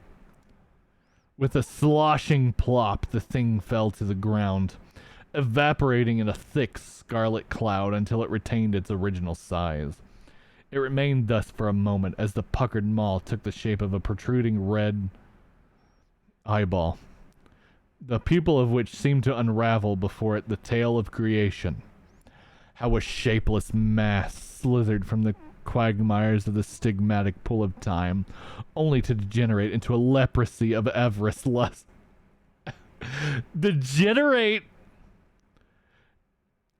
Only to degenerate into a leprosy of avaricious lust.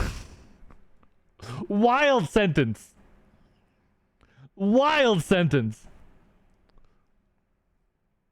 In that fleeting moment, the grim misery of life was revealed before Grignir's ensnarled gaze.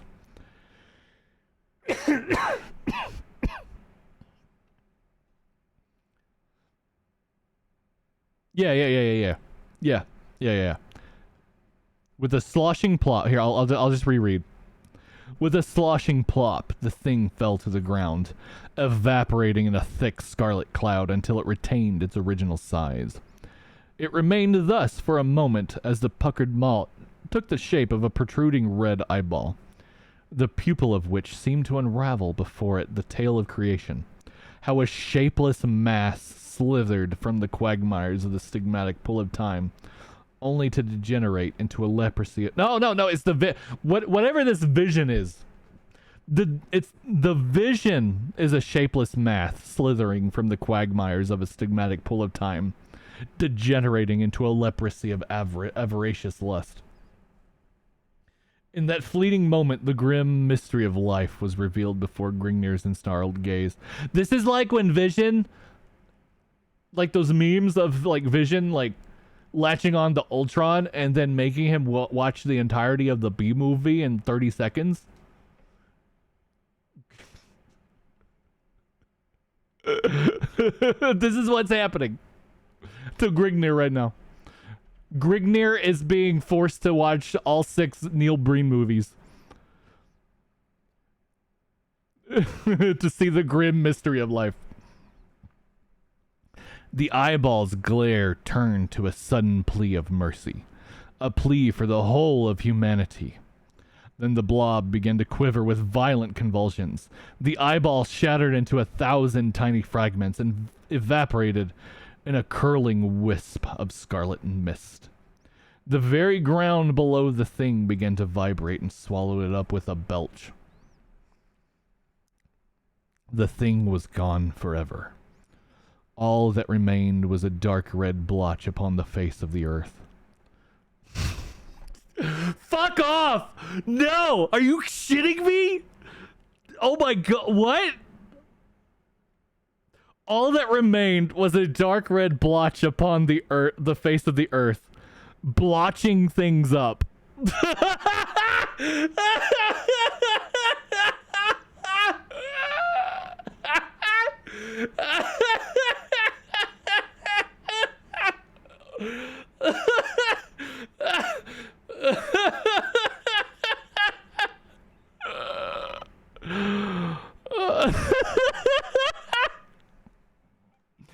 The thing was gone forever. All that remained was a dark red blotch upon the face of the earth, blotching things up. Shaking his head, his shaggy mane to clear the jumbled fragments of his mind, Grignir tossed the limp female... Fuck.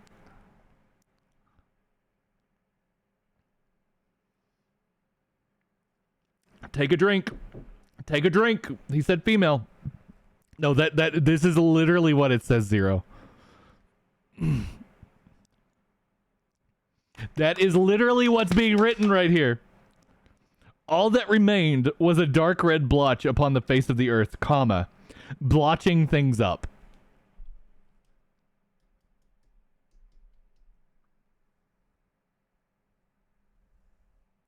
Yep. Iz has it. That is the exact quote.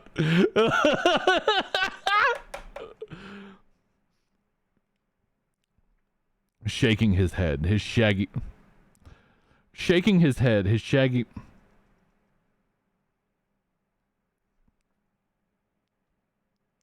Shaking his head, comma, his shaggy mane to clear the jumbled fragments of his mind, comma, Grignir tossed the limp female over his shoulder.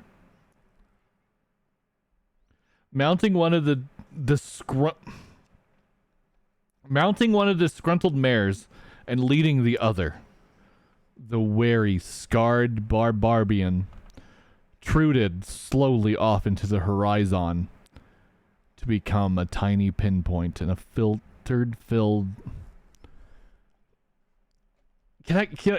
I want to get mounting one of the disgruntled mares and leading the other, the weary, scarred barbarian truded softly...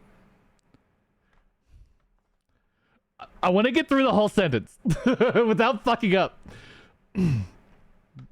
Mounting one of the disgruntled mares and leading the other, the weary, scarred barbarian truded slowly off into the horizon to become a tiny pinpoint in a filtered field of swirling blue mists, leaving the nobles, soldiers, and peasants to replace the missing monarch. Long live the king! Exclamation point, exclamation point, exclamation point. By Jim Theus, winner of the J.T. Rikosh Award for Excellence. Well, there you have it. There you have it, chat. That was the Eye of Argon. Did you enjoy it? Did you enjoy it? Okay, so that's the thing. So what I didn't read, there is a 22-page forward to the story about the writing of Argon and its history and stuff. So let me read a little snippet about that award, by the way. let me read about that award.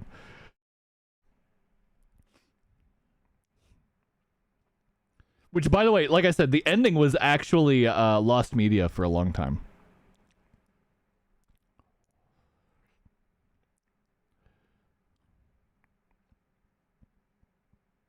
Mr. Bundy graciously sent me a photocopy of the missing final page, which I have transcribed. It saw the light of day for the first time in 34 years at PhilCon 2004 on December 10th, when it was read aloud by the winner of the annual Eye of Argon reading at the end of session. At the end of the final page, following Theus's byline, are the words, winner of the J.T. Rikosh Award for Excellence. Who Rikosh is or was, or what significance the award was, I had no idea at the time. I have since discovered that Rikosh was an artist whose work appeared in Ozfan, and the award was supposed to be the humorous booby prize. Theus was his first recipient. The Eye of Argon, for better or worse, is now complete, unless, of course, someone decides to find out if Jim Theus had really written further tales of the adventures of Grignir the Barbarian.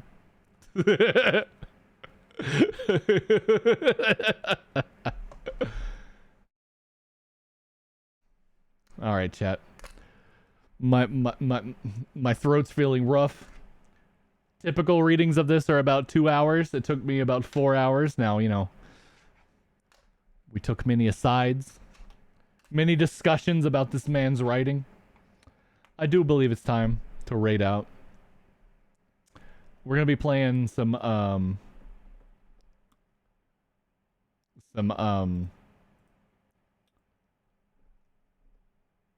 Astrobot tomorrow. Sorry, I was desperately trying not to say Astro Boy. We're playing some Astrobot tomorrow. Tuesday, we're probably going to be finishing Final Fantasy VIII. And then Wednesday, we got some Helldivers, which, by the way, the Halo collab comes out Tuesday. So we'll be working on the Halo crossover stuff. The Halo War Bond. So that'll be neat. It's ODST stuff. So that's pretty cool.